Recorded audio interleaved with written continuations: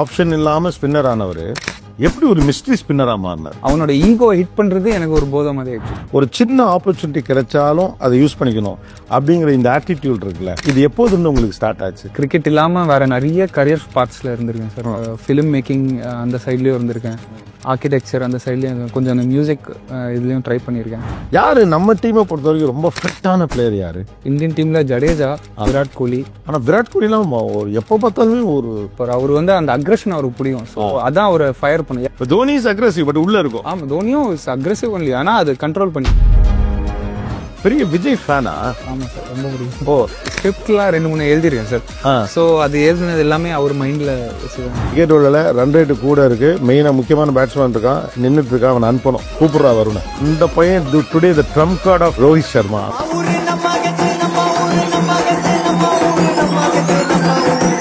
அனைவருக்கும் வணக்கம். Welcome to Varun Chakravarthy எனும் நான்.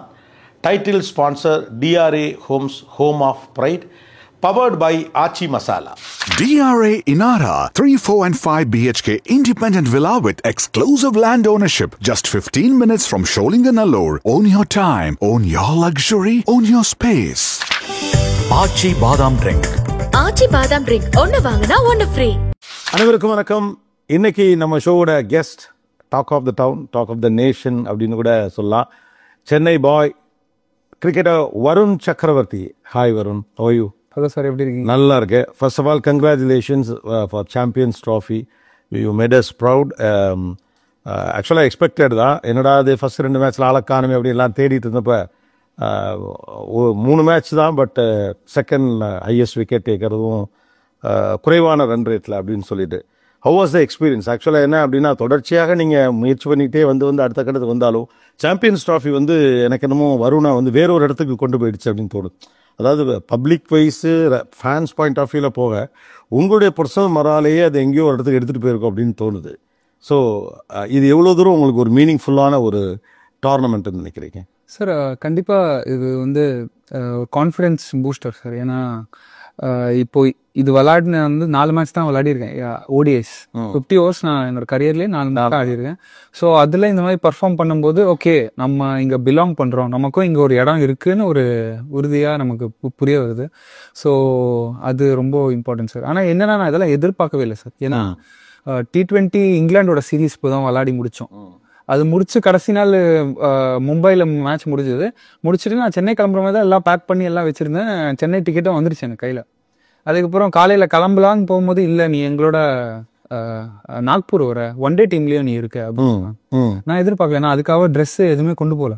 ஸோ வீட்டிலேருந்து அதெல்லாம் அனுப்பிச்சி விட்டு அப்படி போச்சு. ஸோ அது அந்த 3 மேட்ச் முடிஞ்சுது. அதில் செகண்ட் மேட்ச் நான் டெபு பண்ணேன். ஃபர்ஸ்ட் மேட்ச் ஆடினேன். அதுக்கப்புறம் 3வது மேட்ச்க்கு அப்புறம் அகமதாபாத்தில் மேட்ச் முடிஞ்சிச்சு. அதுக்கப்புறம் திருப்பி நான் சென்னை தான் கிளம்புறேன்னு நினச்சேன். டிக்கெட்லாம் வந்துருச்சு. ஸோ ஆனால் பார்த்தா இல்லை, நீ துபாய் வர அப்படின்னு, சாம்பியன்ஸ் ட்ராஃபி வர.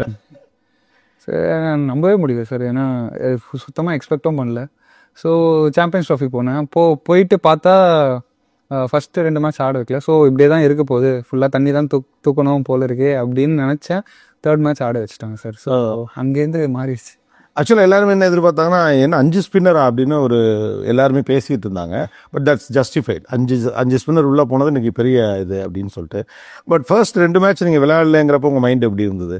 ஃபஸ்ட்டு எனக்கு அதுக்கு முன்னாடி ப்ராக்டிஸ் டே அன்றைக்கே தெரிஞ்சிச்சு. ஏன்னா நெட்ஸில் வந்து பேர் போடுவாங்க, பேட்டிங்கு போலிங்கு. அதில் என் பேர் வராதனால எனக்கு ஒரு மாதிரி ஐடியா கிடச்சிச்சு. ஓகே, நான் விளையாட போகிறது இல்லைன்னு தெரிஞ்சிச்சு. ஸோ நான் ஒரு மாதிரி மைண்ட் செட் பண்ணிட்டேன். ஆனாலும் பண்ணிட்டு ப்ராக்டிஸ் பண்ணிட்டு இருந்தேன். எடுத்திருக்காங்க, எப்படியாவது நம்ம ஏதாவது ஒரு சான்ஸ், ஏதாவது அட்லீஸ்ட் சப்ஸ்டியூட் ஃபீல்டராக ஏதாவது ஒன்று கிடச்சதுன்னா நம்ம பண்ணிடலாம், அந்த மைண்ட் செட்டில் தான் இருந்தேன்.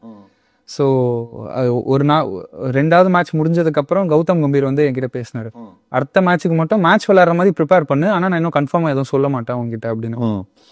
ஸோ நான் மேட்ச் விளையாடுற மாதிரி கொஞ்சம் ப்ரிப்பேர் பண்ணேன். மேட்ச் அன்னைக்கு டாஸ் போடும்போது என் பேர் சொன்னாங்க. ஸோ விளையாடுறேன்னு தெரியும். எல்லாம் ஆன் ஸ்பாட்டில் டக்குன்னு வர அதுக்கு ரெடியாக இருக்கீங்கல்ல. ஸ்குவாடில் எடுக்கிறப்ப நமக்கு ஹாப்பியாக இருக்கும், வா நம்ம எதிர்பார்க்காதப்போ எடுத்திருக்காங்க. ஆனால் அங்கே போகிறப்ப விளையாட முடியலைங்கிறப்ப டிசப்பாயிண்டிங்காக இருக்கும், என்னடா இது. அப்புறம் வந்து நம்மளை பெஞ்சில் உட்கார வச்சாங்க, இந்த ஃபீல் வர்றது ஒன்று. ஆனால் இதை தாண்டி ஒரு சப்ஸ்டியூட் ஃபீல்டாவது ஒரு ஆப்பர்ச்சுனிட்டி கிடைக்குமா அப்படின்னு யோசிக்கிற மைண்ட் செட் இருக்குல்ல. ஒரு சின்ன ஆப்பர்ச்சுனிட்டி கிடைச்சாலும் அதை யூஸ் பண்ணிக்கணும் அப்படிங்கிற இந்த ஆட்டிடியூட் இருக்குல்ல, இந்த மன அமைப்பு, இது எப்போதுன்னு உங்களுக்கு ஸ்டார்ட் ஆச்சு? சார் ரொம்ப நாளாவே எப்படி எங்கேயாவது ஆப்பர்ச்சுனிட்டி கிடைக்குமான்னு தான் நிறைய விஷயத்துல லைஃப்ல அது வந்து கிரிக்கெட் தாண்டியும் அப்படிதான் சார் இருந்திருக்கேன். ஏன்னா நான் வந்து கிரிக்கெட் இல்லாம வேற நிறைய கரியர் பார்ட்ஸ்ல இருந்திருக்கேன் சார். ஃபிலிம் மேக்கிங் அந்த சைட்லயும் இருந்திருக்கேன், ஆர்கிடெக்சர் அந்த சைட்லயும், கொஞ்சம் அந்த மியூசிக் இதுலயும் ட்ரை பண்ணியிருக்கேன்.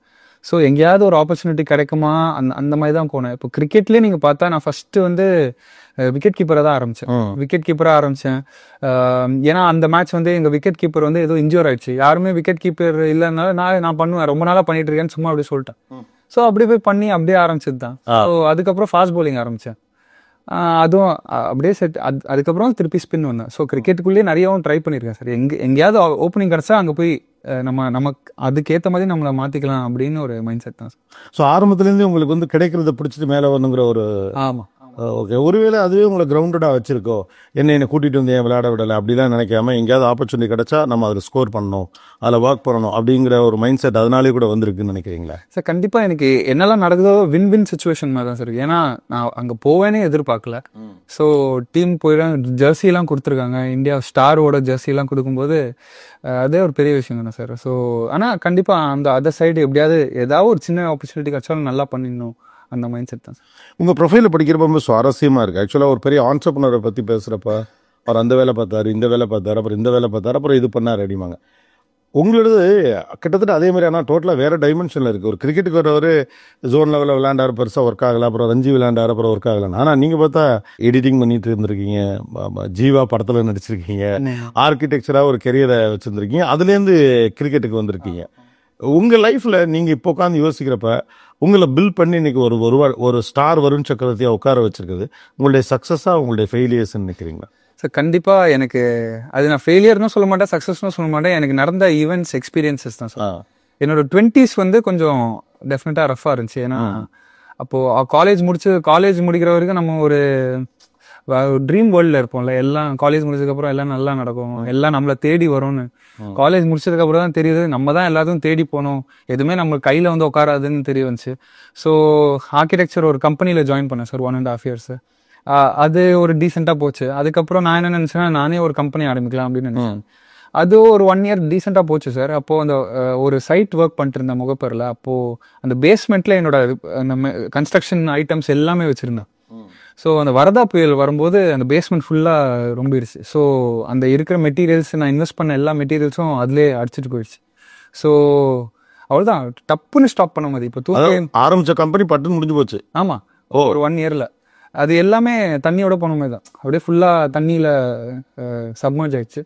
ஸோ அதுக்கப்புறம் என்னால் இன்னும் இன்வெஸ்ட் பண்ண முடியல. ஸோ அது அப்படியே ஸ்டாப் பண்ணிட்டேன். ஸோ அப்போ தான் நிறைய ஃப்ரெண்ட்ஸ், எனக்கு ஆல்ரெடி ஃப்ரெண்ட்ஸ் இருந்தாங்க. ஸோ இந்த ஃபிலிம் மேக்கிங் நிறைய பேர் அந்த டைம்ல அந்த ஷார்ட் ஃபிலிம் எடுக்கலான்னு ஒரு கிரேஸ் போயிட்டு இருந்துச்சு அந்த பீரியட். ஆமா. ஸோ அந்த டைம்ல நானும் அதை அந்த மாதிரி போய் ஷார்ட் ஃபிலிம்லாம் எடுத்து அந்த மாதிரிலாம் அப்படி கிடைச்ச ஒரு வாய்ப்பு தான் ஜீவால வந்து அசிஸ்டன்ட் டைரக்டரா ஜாயின் பண்ணலான்னு தான் போனேன். அது கிடைக்கல. ஆனா ஸோ அவங்க என்ன சொன்னாங்கன்னா, இது கிரிக்கெட் இது அசிஸ்டன்ட் டைரக்டர்லாம் எல்லாம் ஃபுல் ஆயிட்டாங்க, சும்மா ஏதாவது நடிக்கிறேன்னா சொல்லு, ஒரு ரோல் கொடுக்குறேன். அந்த மாதிரி தான் ஒரு ரோல் கிடைச்சது. அசிஸ்டன்ட் டைரக்டரா போறோம், கிடைக்கல, பரவாயில்ல, ஒரு ரோல் பண்ணுவோம், அவ்வளோதான், பரவாயில்ல, எது கிடைக்குதோ அதை யூஸ் பண்ணிடுவோம். ஆமாம். ஸோ அந்த மாதிரி பண்ணி ஒரு 20 days போச்சு. ஸோ அவங்க பண்ணுறதெல்லாம் பிடிச்சது, அந்த மாதிரிலாம் போச்சு. ஸோ அது side by side tennis ball கிரிக்கெட்டும் விளையாட்டு இருந்தேன் சார் அப்போது. ஸோ டென்னிஸ் பால் கிரிக்கெட் எப்படின்னா பெட் மேட்ச்லாம் நடக்கும். இப்போ இந்த பால் 6 அடிச்சா யாராவது பெட் பண்ணுவாங்க 500 rupees, இந்த பால் 4 அடிச்சா 200 rupees, அந்த மாதிரி மைக்ல அனௌன்ஸ் பண்ணுவாங்க. நாங்கள் அடிச்சா காசு வரும். ஸோ அந்த மாதிரி போயிட்டு இருந்துச்சு சார் ஒரு டைம் லைஃப். இது வந்து mid-20s 25. டிரெக்ஷனே தெரியல சார், டிரெக்ஷனே தெரியல. எல்லா இடத்துலயும் பேஷன் இருந்த மாதிரி ஃபீல் பண்ணேன் சார். எல்லா எனக்கு கரியர் பார்த்துலயும் எனக்கு பிடிச்சிருக்கு, எல்லாத்தையும் பார்த்து நான் இன்ஸ்பயர் ஆக ஆரம்பிச்சிட்டேன். ஸோ அது ரொம்ப தப்புன்னு எனக்கு புரிய வந்துச்சு. எதை பார்த்தாலும் எப்படி இன்ஸ்பயர் ஆக முடியும், ஏதோ எனக்குள்ளதான் அது தப்பு இருக்கு. ஸோ எனக்குள்ளேருந்து அது வரணும், வெளிலேருந்து வரக்கூடாதுன்னு நான் அப்போதான் ரியலைஸ் பண்ணேன். ஸோ அப்போதான் நான் வந்து ஓகே, எனக்கு அப்போதான் சும்மா கிரிக்கெட்டும் ஆட ஆரம்பிச்சேன் சார். ஸோ கிரிக்கெட்டை ஆடுறேன், டென்னிஸ் பால் மட்டும் ஆடிட்டு இருக்கேன். கிரிக்கெட் ஆடும்போது மட்டும் என்னோட பிரச்சனைகள் எதுவுமே எனக்கு தெரியாது சார். அந்த ஒரு 4 hours சண்டே போய் விளாட்னேன், பிரச்சனை எதுவுமே தெரியாது. ஸோ அந்த மாதிரி ஒருத்தர் வந்து கிரிக்கெட் பாலில் விளாட கூப்பிட்டு போனார், கண்ணன். ஸோ அங்கே போயிட்டு நல்லா கிரிக்கெட் பாலில் நல்லா விளாட்னேன் சார். ஸோ ஆனால் அப்போ ஃபாஸ்ட் பாலராக இருந்தாங்க. ஸோ அதுக்கப்புறம் நல்லா பண்ணேன். அதுக்கப்புறம் ஒரு மேலே டிவிஷனுக்கு சான்ஸ் கிடச்சிது, அங்கேயும் போய் நல்லா பண்ணேன். ஆனால் கால் இன்ஜுரி ஆயிடுச்சு 2வது மேட்ச்சு. ஸோ அந்த 6 months பிரேக் எடுக்க வேண்டியதாக இருந்துச்சு சார் இன்ஜுரிக்கு அப்புறம். ஸோ ஃபாஸ்ட் பவுலிங் செட் ஆகுது. ஃபாஸ்ட் பவுலிங்கில் எப்படின்னா சார் ஜம்ப் பண்ணி போடும்போது வலிக்கும். ஆமாம், இந்த லெஃப்ட் லெக்ல பாடியோட வெயிட் இன்டூ 12 times நீல வரும். இப்போ பாடி 100 kilos 1200 kgsோட இம்பாக்ட் வரும் நீஸில். ஸோ அது என்னால் பண்ண முடியல. ஸோ அதனால் ஓகே ஸ்பின் போடலாம் அப்படின்னு யோசிச்சு ஸ்பின் போட ஆரம்பித்தேன். ஏரியாவில் நிறைய சொடுக்கு அந்த மாதிரிலாம் போடுவாங்க சார். ஸோ அவங்கள பார்த்து அப்படியே கற்றுக்கிட்டு அப்படியே போட ஆரம்பித்தேன். ஸோ அப்புறம் ஒரு மேட்ச் போய் விளாட்னேன், டீசெண்டாக போச்சு. அதுக்கப்புறம் லீக் மேட்ச்சில் டேரெக்டாக போய் விளாட்னேன். 4 matchல ஒரு 26 wickets எடுத்தேன் சார். ஸோ அதுக்கப்புறம் எனக்கு டிஎன்பிஎல்னு தமிழ்நாடு பிரீமியர் லீக்னு ஒன்று இருக்கு, மதுரை கார்னியில். ஆமாம், எனக்கு அப்போ தான் கால் வந்துச்சு சார். ஸோ இப்படி தான் போச்சு, எதுவுமே பிளான் பண்ணல. அது ரொம்ப ஆர்கானிக்காக அதுவே நான் கூப்பிட்டு போச்சு. இப்போ நீங்கள் சொன்ன 2 விஷயம். முதல் விஷயம் எனக்கு தெரியறதுன்னா, அதாவது நான் சும்மா ஆரம்பித்தேன், ஒரு ஆர்வம் இருந்தது, அப்படியே போனேன் அப்படின்னு இப்போ ஈஸியாக சொல்கிறீங்க. பட் எப்படி அது ஒர்க் ஆச்சு? ஏன்னா ரொம்ப அதிகமான பேர் கிரிக்கெட் விளையாடுற பீரியடுக்குள்ளே நீங்கள் உள்ளே வந்திருக்கீங்க. இப்போ அதை விட அதிகமாக ஓகே ஏதாவது ஒரு கிளப்புக்காக ஆடிடுங்க அப்படிங்கிற லெவலுக்கு இப்போ ஒரு கிரிக்கெட் அப்படி ஒரு கெரியராக பயங்கரமாக மாறிடுச்சு. பேஸ் பவுலிங் போட்டுட்டு வந்திருக்கீங்க. இப்போ necessity is mother of invention சொல்கிற மாதிரி காலை அடிவிட்டு போச்சு, கிரிக்கெட்டில் இருந்தாகணும், டக்குன்னு ஸ்பின்னர் ஆகுறீங்க. அதுக்கு முன்னால் உங்களுடைய ரெக்கார்டு 8 matchல 7 wicket, அடுத்து பார்த்தா 4 matchல 24 wicket. இப்போ யோசிச்சு பார்த்தா இதெல்லாம் எப்படி ஒர்க் ஆச்சு உங்களுக்கு?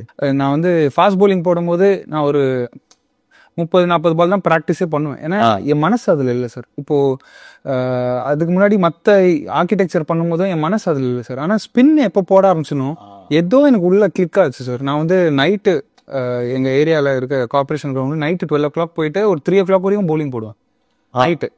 ஸோ அந்த லேம்ப் கீழே. ஸோ இன்னமும் அந்த காம்பவுண்ட் வாலில் அந்த மார்க்ஸ்லாம் இருக்கும் சார். இப்போ வருண் மார்க்ஸ் இருக்கும் அந்த கிரிக்கெட் பாலோட மார்க்ஸ். ஸோ நான் எனக்கு புரிய ஆரம்பிச்சதுன்னா, கிரிக்கெட் இந்த ஸ்பின் பவுலிங் போடும்போது மட்டும் எனக்கு டைமே தெரிய மாட்டேங்குது. ஒரு டைம் ஃபாஸ்ட் ஃபார்வர்ட் பண்ண மாதிரி இருக்குது. எனக்கு சுற்றி இருக்கிற ரியாலிட்டி மறந்துட்டு நான் எனக்குள்ள ஒரு ஜோனில் போகிறேன், நிம்மதியாக இருக்குது அப்படின்னு தெரிஞ்சிச்சு. ஸோ அதுவே நிறைய பண்ணாதீங்க ரொம்ப ஃபாஸ்டராக நான் பெட்டராக ஆரம்பிச்சிட்டேன். எல்லாரோடையும் நிறைய பேர் ஃபுல்லாக பிடிக்காம பண்ண மாட்டாங்க. நான் அப்படியே ஃபுல்லாக இறங்கிட்டேன் சார் அதில். அதாவது நம்மளை ஒரு விஷயம் மறக்க வைக்குதுன்னா அது நம்மளோடது. ஆமாம், கரெக்ட். ஓகே, இப்போ அந்த 2வதுக்கு போகிறேன். பழைய அப்படியே ரீவைன் பண்ணி பின்னால் போனால் இப்போ நம்ம எப்படி ஜெயித்தோம் அப்படிங்கிறது நீங்கள் தொடர்ச்சியாக ஒன்று பிடிச்சது. நீங்கள் சொன்னீங்க ஆரம்பத்தில் எல்லாமே இப்படி என்னை இன்ஸ்பயர் பண்ண முடியும், எல்லாமே இப்படி என்னுடைய பேஷனாக இருக்க முடியும், நான் லேட்டராக தான் ரியலைஸ் பண்ணேன் அப்படின்னு சொன்னீங்க. அப்போ கேன் யூ டிஃபரன்ஷியேட் நவ்? இதெல்லாம் நமக்கு சும்மா ஒரு ஆசை, ஆனால் இதுதான் passion. How to find passion? இதுதான் என் பேஷன். ஏன்னா எனக்கு நிறைய ஆப்பர்ச்சுனிட்டி இருக்கிறப்ப நமக்கு குழப்பம் வருது. கரெக்ட். இதுதான் என் பேஷன் போல் இருக்கு, இதுதான் என் பேஷன் போல் இருக்குன்னு ஒரு 18 year 19 year யங் கேர்ள் ரொம்ப கன்ஃபியூஸ் ஆகுறாங்க. ஸோ இதுதான் பேஷன்னு நான் எப்படி ஐடென்டிஃபை பண்ணுறேன்? Sir super question sir. இந்த கொஸ்டினுக்கு ஆன்சர் கண்டுபிடிக்க தான் எனக்கு 26 years வரைக்கும் எனக்கு ஆயிடுச்சு சார். எப்படின்னா நான் நடுவில் கொஞ்ச நாள் கிட்டாரும் கற்றுக்கிட்டு இருந்தேன் சார். கிட்டாரிஸ்ட் ஆகலான்னு. அது எப்படின்னா அந்த வாரணமாயிரம் படத்தை பார்த்துட்டு என்னடா எல்லாரும் பயங்கரமாக கிட்டார்னாலே ஒரு மவுஸு. ஸோ அது கற்றுக்க ஆரம்பிச்சிட்டேன் ஒரு 6 months. ஸோ ஆனால் என்னால் ப்ராக்டிஸ் 1 hour மேலே பண்ண முடியல, என்ன ட்ரை பண்ணாலும் பண்ண முடியல. ஸோ நான் ஒரு நாள் உட்காந்து யோசிக்கிறேன், இன்னும் கிட்டார் பண்ணாலும் என்னால் ஃபுல்லாக எக்ஸல் பண்ண முடியல, ஆர்கிடெக்சர்லையும் எக்ஸல் பண்ண முடியல, ஃபிலிம் மேக்கிங்கும் எக்ஸல் பண்ண முடியல, ஏன் இதெல்லாம் பண்ண முடியல அப்படின்னு நினச்சா எங்கேயோ அந்த வெளியே இருக்க கிரேஸு என்ன எஃபெக்ட் பண்ணியிருக்கு சார். டேரக்டராக இருந்தால் பெரிய ஆள், மியூசிஷியனாக இருந்தால் பெரிய ஆள், ஆனால் உள்ளுக்குள்ளேருந்து வரல சார். இப்போ கிட்டார்னா ஓகே, கிட்டார் வாசிச்சா எல்லாரும் இம்ப்ரெஸ் ஆவாங்க, மற்றவங்களை இம்ப்ரெஸ் பண்ணுறதுக்கு தான் நான் இதெல்லாம் பண்ணிட்டு இருந்தேன். எனக்கு பிடிச்சி நான் பண்ணல. ஸோ அப்போ தான் எனக்கு தோணுச்சு, எனக்கு என்ன பிடிக்குமோ அது மட்டும் நான் பண்ணுறேன். அப்படி தான் நான் கிரிக்கெட் எடுத்தேன் சார். ஸோ அந்த ரியல் எது பேஷன், எது இன்ட்ரெஸ்ட்னா உங்களுக்கு பிடிக்கணும் உள்ள. இந்த உலகத்துல யாருமே இல்லைனாலும், உலகத்துல நீங்க தனியா ஒரு ஐலாண்ட்ல இருந்தீங்கனாலும் நான் கிரிக்கெட் விளையாடுவேன் சார். நான் போலிங் போட்டு இருப்பேன். இப்போ ஆனா எனக்கு கிட்டாரோட ஆஸ்பிரேஷன் நான் விளையாடணும், யாரோ கை தட்டணும் அந்த மாதிரி. மற்றவங்களோட அப்ரிசியேஷனுக்காக நான் பண்ணல. நான் ஒரு ஐலாண்ட்ல தனியா இருந்தாலும் நான் போலிங் போட்டுனே இருப்பேன் அந்த மாதிரி. இப்போ கொண்டு இந்த கவர்மெண்ட் கிரவுண்ட்ல விட்டாலும் 3 மணி நேரம் பால் போட்டுட்டே இருப்பாரு. ஸோ அதுதான் உங்களோடது. ஏன்னா இங்கேதான் பெரிய குழப்பம் இருக்கு. முன்னால கூட இவ்வளவு குழப்பம் இல்லை. இப்போ ஆப்பர்ச்சுனிட்டிஸ் ஆர் அவைலபிள், பெரிய கன்ஃபியூஷன். ஆக்சுவலி நீங்க ரொம்ப அழகா அதை டிஃபைன் பண்ணீங்க. திஸ் இஸ் மைன் அப்படின்னு கண்டுபிடிக்கலாம் இன்னைக்கு பெரிய சிக்கல் இருக்கு. இன்னொரு பக்கம் இந்த முதல்ல நம்ம பேசுகிற necessity is mother of invention அப்படிங்கிறது மாதிரி உங்களுக்கு ஏற சரிக்கிற மாதிரியே தான் இருக்குது உங்கள் ப்ரொஃபைலை நான் பார்த்தப்போ. ஃபஸ்ட்டு விக்கெட் கீப்பர், பேட்ஸ்மேன், அப்புறம் பேஸ் பவுலர், பேஸ்லேருந்து ஸ்பின்னு. ஆனால் எனக்கு என்ன ஆச்சரியம்னா ஸ்பின்னுங்கிறதே ரொம்ப நுவான்சஸான ஒரு பவுலிங். அஃப்கோர்ஸ் இந்தியாவில் ஒரு பெரிய லெகசி இருக்குது ஸ்பின்னுக்கு. பேஸ்க்கு எப்படி ஒரு லெகசி இருக்கும், பேஸ்க்கு கூட மற்றவங்கள்ட்டையும் லெகசி இருக்குது, ஆனால் ஸ்பின்னுக்கு நம்மகிட்ட தான். அதில் வந்து இன்னைக்கு இன்டர்நேஷ்னலி ஒத்துப்பாங்க, நம்மகிட்ட தான் ஒரு பெரிய லெகசி இருக்குது. அதில் ஒரு டென்னிஸ் பால் பிளேயர் வேற ஆப்ஷன் இல்லாமல் ஸ்பின்னர் ஆனவர் எப்படி ஒரு மிஸ்ட்ரி ஸ்பின்னராக மாறினார்? கண்டிப்பா சார். ஏன்னா நீங்க இந்தியாலே சொன்னாலும் ஸ்பின்னுக்கு லெகசின்னு தமிழ்நாடுல பயங்கரம். ஆமா, இப்போ நீங்க பெஸ்ட் ஸ்பின்னர் இன் இந்தியான்னு பார்த்தா இப்போ பேட்ஸ்மேன்லாம் பெஸ்ட் மும்பை டெல்லியிலேருந்து வருவாங்க, ஆனா பெஸ்ட் ஸ்பின்னர்ஸ் வந்து தமிழ்நாடுலேருந்து வரும். உங்களுக்கே தெரியும், சிவராமகிருஷ்ணன், அஸ்வின், வருண், சாய் கிஷோர், எவ்வளோ பேர், முருகன், அஸ்வின், நிறைய பேர் இருக்காங்க, நிறைய சித்தார்த், நிறைய பேர் இருக்காங்க. எனக்கு என்னன்னா, இப்போ நான் பால் போட்டா உள்ள ஸ்பின் ஆகுதா வெளில ஸ்பின் ஆகுதா அது தெரியக்கூடாது. எனக்கு அது ஒரு போதை மாதிரி ஆயிடுச்சு. பேட்ஸ்மேன் ஆடுறான், என்னடா இந்த சைடு போகுது, அவனோட ஈகோ ஹிட் பண்றது எனக்கு ஒரு போதை மாதிரி ஆயிடுச்சு. ஸோ அது அந்த ட்ரிப்ல போயிட்டேன் சார். அவன் ஷாக் ஆகுறாங்கிறது ஒரு த்ரில். ஆமா, ஸோ அதுலயே ஒர்க் பண்ணி, ஸோ டென்னிஸ் பால்ல எனக்கு ஈஸியா வந்துருச்சு. ஏன்னா டென்னிஸ் பால் அழுத்தலாம் சார், ப்ரெஸ் பண்ணலாம், ஆனா கிரிக்கெட் பால் அழுத்த முடியாது. ஸோ அதுலேருந்து அந்த ஸ்கில்ஸை இதுலேருந்து ட்ரான்ஸ்ஃபர் பண்றதுக்கு எனக்கு 2 years ஆச்சு. ஸோ பட் ஸ்டில் கொஞ்சம் டைம் ஆச்சு. That excites you. அந்த ஒரு பேட்ஸ்மேனை ஃபூல் பண்றது வந்து தட் எக்ஸைட்ஸ். ஓகே, இப்போ ஒரு மிஸ்ட்ரி ஸ்பின்னரா நீங்க இருக்கிறப்போ what you observe the most? அதாவது ஒவ்வொரு பாலும் ஒவ்வொரு மாதிரி போடணுங்கிறதுல இருப்பீங்களா, இல்லை வந்து லைன் லெங்க் கரெக்டாக போடணுங்கிறதா, இல்லை இந்த பாலை அநேகமாக இவர் இப்படி தான் எதிர்கொள்ளுவார்னு ஒரு அசம்ஷன், எது ஃபர்ஸ்ட் முன்னால் நிற்கும் ஒரு மிஸ்ட்ரி பவுலர்? சார் நீங்க சொல்லுது எல்லாமே ஒர்க் ஆகும். ஏன்னா இப்போ ஒரு பேட்ஸ்மேனோட எல்லா வீடியோஸும் எங்ககிட்ட இருக்கும். ஸோ அவர் இப்போ நான் 2 டாட் பால் போட்டேன்னா 3வது பால் என்ன ஷார்ட் அடிப்பாரு 90% எனக்கு தெரியும். ஸோ அதை பேஸ் பண்ணி போடுவேன். ஸோ அதுக்கு சில டைம் இன்ட்யூஷனும் இருக்கும் சார். ஓகே, இப்போ வந்து ரன் ரேட் ரொம்ப ஜாஸ்தி ஆயிடுச்சு, கண்டிப்பா பெரிய ஷாட்டுக்கு தான் போறான்.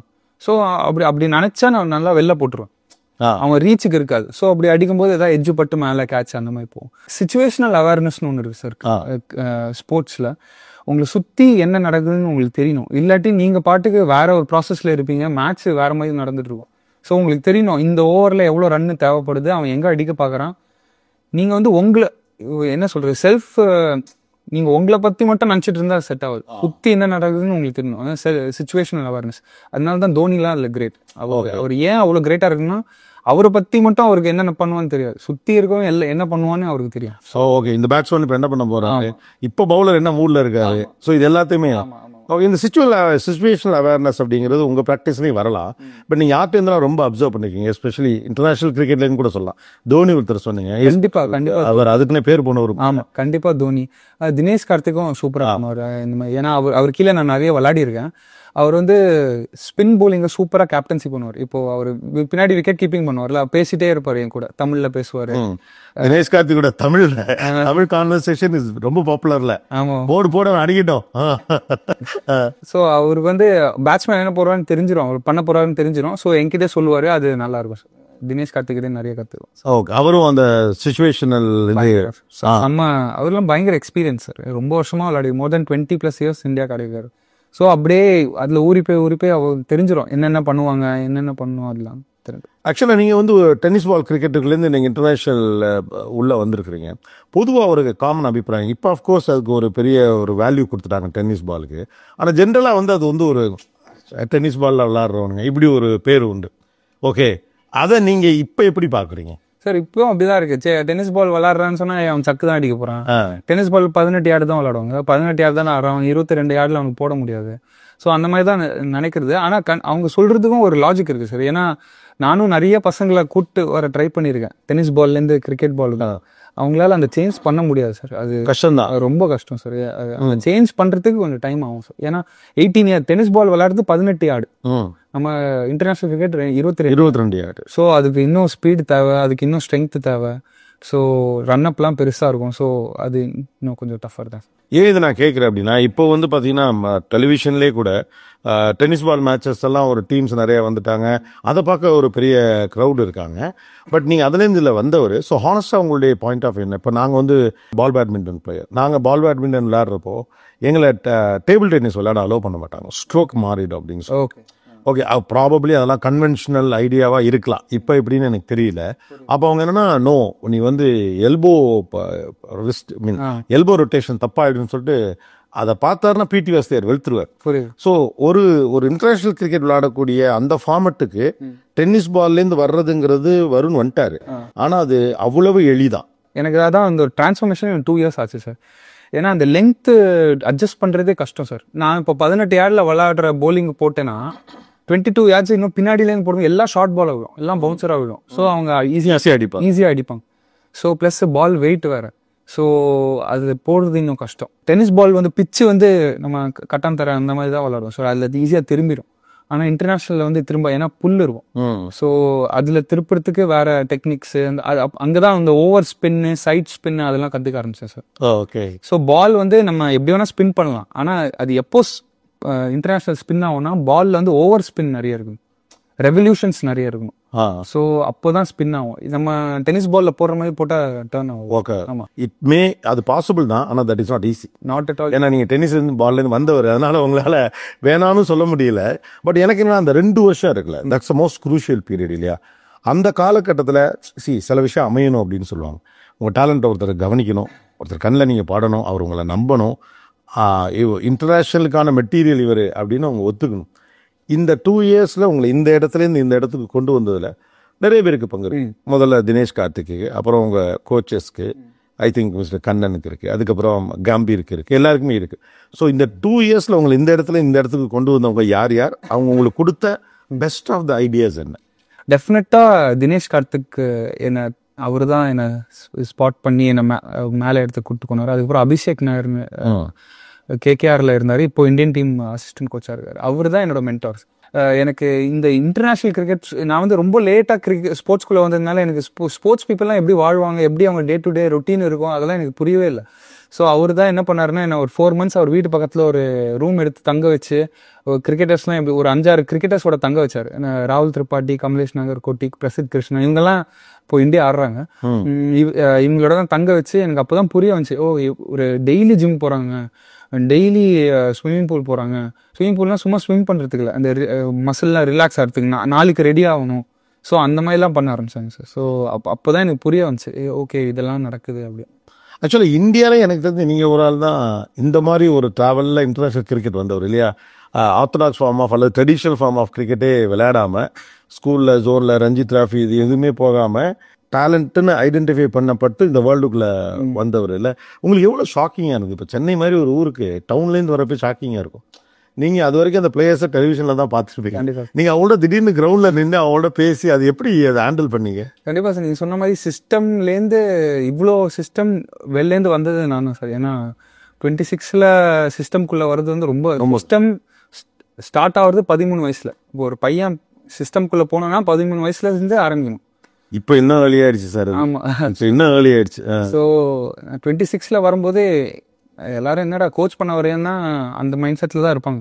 இல்லை விளாடணும் அப்படின்னு சொல்லும்போது எல்லாரும் டிஃப்ரெண்ட்டாக பார்க்க ஆரம்பித்தாங்க. ஸோ அது அது ஏன் எனக்கு ஒர்க் ஆச்சுன்னா சார், நான் ரொம்ப டிஃப்ரெண்ட்டான போலிங் போட ஆரம்பித்தேன். இதே நான் திருப்பி நான் 26 இயர்ஸில் ஒரு ஃபாஸ்ட் பவுலர் ஆக போகிறேன், ஒரு பேட்ஸ்மேன் ஆக போகிறேன் திருப்பியும் அப்படின்னு சொன்னால் நடந்திருக்கேன். நான் எல்லா மேட்சும் 100 அடித்தாலும் நடந்திருக்கேன். நான் ஒரு டிஃப்ரெண்ட் எங்கேயுமே இல்லாத ஒரு ஸ்கில்லை நீங்கள் கொண்டு வந்தால் தான் டப்புன்னு மேலே வர முடியும். ஓகே. ஸோ இப்போதைக்கு இன்னும் யாரும் இன்னி வரைக்கும் பெருசாக யாரும் வரல ஒரு மிஸ்ட்ரி ஸ்பின்னு. ஸோ அதனால தான் என்னால் வர முடிஞ்சதே தவிர. ஸோ அது ஆனால் கண்டுபிடிக்கணும், என்ன இல்லைன்னு தெரிஞ்சு கண்டுபிடிக்கிறது தான் மேட்ரு. ஸோ அந்த கிளாரிட்டி எனக்கு நிறைய யூடியூப் பார்க்க தான் தெரிஞ்சுது. இந்த மாதிரி ஸ்பின்னர் இந்தியாவிலே இல்லையே, ஏன் இந்தியாவில் மட்டும் இல்லை, ஏன் ரஷீத் கான் மாதிரி ஏன் யாருமே இந்தியாவில் இல்லை, நம்மளும் ட்ரை பண்ணலாமே அப்படின்னு தான் ஆரம்பிச்சது சார். ஓகே. ஆக்சுவலாக என்ன இந்த கேப் இருக்குது, அதை நம்ம ஃபில் பண்ணுவோம். ஆமாம், அப்படிதான் அப்படிதான் ஆரம்பிச்சு. ஓகே. பட் இந்த விஷயங்கள்லாம் எப்படி வந்துச்சுன்னு கேட்குறேன்னா, வந்து ஒரு டென்னிஸ் பால் விளையாடுற அந்த சர்க்கிள் அதில் வந்து நீங்கள் விக்கெட் எடுக்கிறோம் அல்லது வந்து அதில் ஏதோ மேஜிக் பண்ணுறோம் அப்படின்னா ஓகே. ஆனால் ஒரு இன்டர்நேஷனல் ஏரியாவில் ஒரு சுனில் நாராயண் மாதிரி ஒரு ஆள் நம்மகிட்ட இல்லை. Of course we had a great spinners like Anil Kumble ஒரு நம்ம அஸ்வின், நிறைய பேர் இருக்காங்க. பட் ஸ்டில் அந்த பாலை சர்ப்ரைஸ் பண்ணுற பவுலிங் அதெல்லாம் எப்படி ஃபைண்ட் அவுட் பண்ணீங்கன்னு கேட்குறேன். ஏன்னா அப்போ உங்களுக்கு மென்டர் கிடையாது, பெரிய சர்க்கிள், அந்த சர்க்கிள் கிடையாது, அந்த மாதிரியான அந்த மாதிரியான ஆட்களே உங்களோட தொடர்பில் இல்லை. கண்டிப்பாக sir. So how did you find that? Sir என்னோட ஒரே விஷயம் என்னன்னா, நான் யூடியூப்ல நான் எல்லாம் பார்த்து எனக்கு தெரிஞ்சிச்சு இதான் இல்லைன்னு தெரிஞ்சிருச்சு. ஆனால் எனக்கு சக்ஸஸ் ரொம்ப தூரம் மாதிரி தெரியல சார். என்னோட சக்ஸஸ் எப்பவுமே நான் எப்படி பார்த்தேன்னா 22 yards அவே தான். பேட்ஸ்மேன் அங்கே இருக்கான், என்னோட success just 22 yards away. Not 10 years from year. நார்மலாக ஒருத்தன் கிரிக்கெட் ஆரம்பிக்கிறேன்னா 10 years ஆச்சும் ஆகும் இந்த இந்தியன் டீமுக்குள்ளே வரத்துக்கு. நான் அப்படி பார்க்கல. நான் இந்த 22 yards அவையில் இருக்கிற பேட்ஸ்மேனை டிசீவ் பண்ண ஆரம்பிச்சிட்டேன்னா யாராவது டிசீவ் பண்ணிக்கலாம், அந்த மைண்ட் செட்டில் தான் இருந்தேன். ஸோ அப்படிதான் சும்மா சில பேட்ஸ்மேன் போட ஆரம்பித்தேன், எல்லாரும் கஷ்டப்பட ஆரம்பித்தாங்க. ஸோ அப்படியே பெரிய பெரிய பேட்ஸ்மேன் போடும்போது அவங்களும் கஷ்டப்பட ஆரம்பித்தாங்க. ஸோ அப்படியே வந்துருச்சு சார். பட் ஸோ ஆனால் நான் அது பிளானே பண்ணல. ஆனால் எனக்கு தெரிஞ்சுது இதுதான் இல்லைன்னு தெரிஞ்சுது. ஸோ பண்ணி தான் பார்க்குறோமே, இப்படி பண்ணி பார்க்கலான்னு தான் சார் மைண்ட் செட். ஒருவேளை ரொம்ப பிளான் பண்ணாதது தான் உங்களுடைய சக்ஸஸ்க்கு காரணம் நினைக்கிறீங்களா? ஏன்னா ரொம்ப ப்ரெஷர்லாம் எடுத்துக்காம ஒர்க் பண்ணி பார்ப்போம் அப்படின்னு ஒரு ஆன் த கோல. ஆமாம் சார். ஏன்னா ஆக்சுவலி அது முன்னாடி வரைக்கும் ரொம்ப பிளான் பண்ணேன் சார். இந்த ஃபிலிம் மேக்கிங்கு, இந்த ஆர்கிடெக்சர் எல்லாமே ரொம்ப பிளான் பண்ணேன், எதுவுமே செட் ஆகலை. அது 26ல் இதுக்கப்புறம் என்னதான் நடந்தாலும் பார்த்துக்கலாம் அந்த மைண்ட் செட்டில் வந்துட்டேன் sir. Nothing to lose mind செட்டுக்கு போயிட்டேன் sir. So everything to gain, nothing to lose.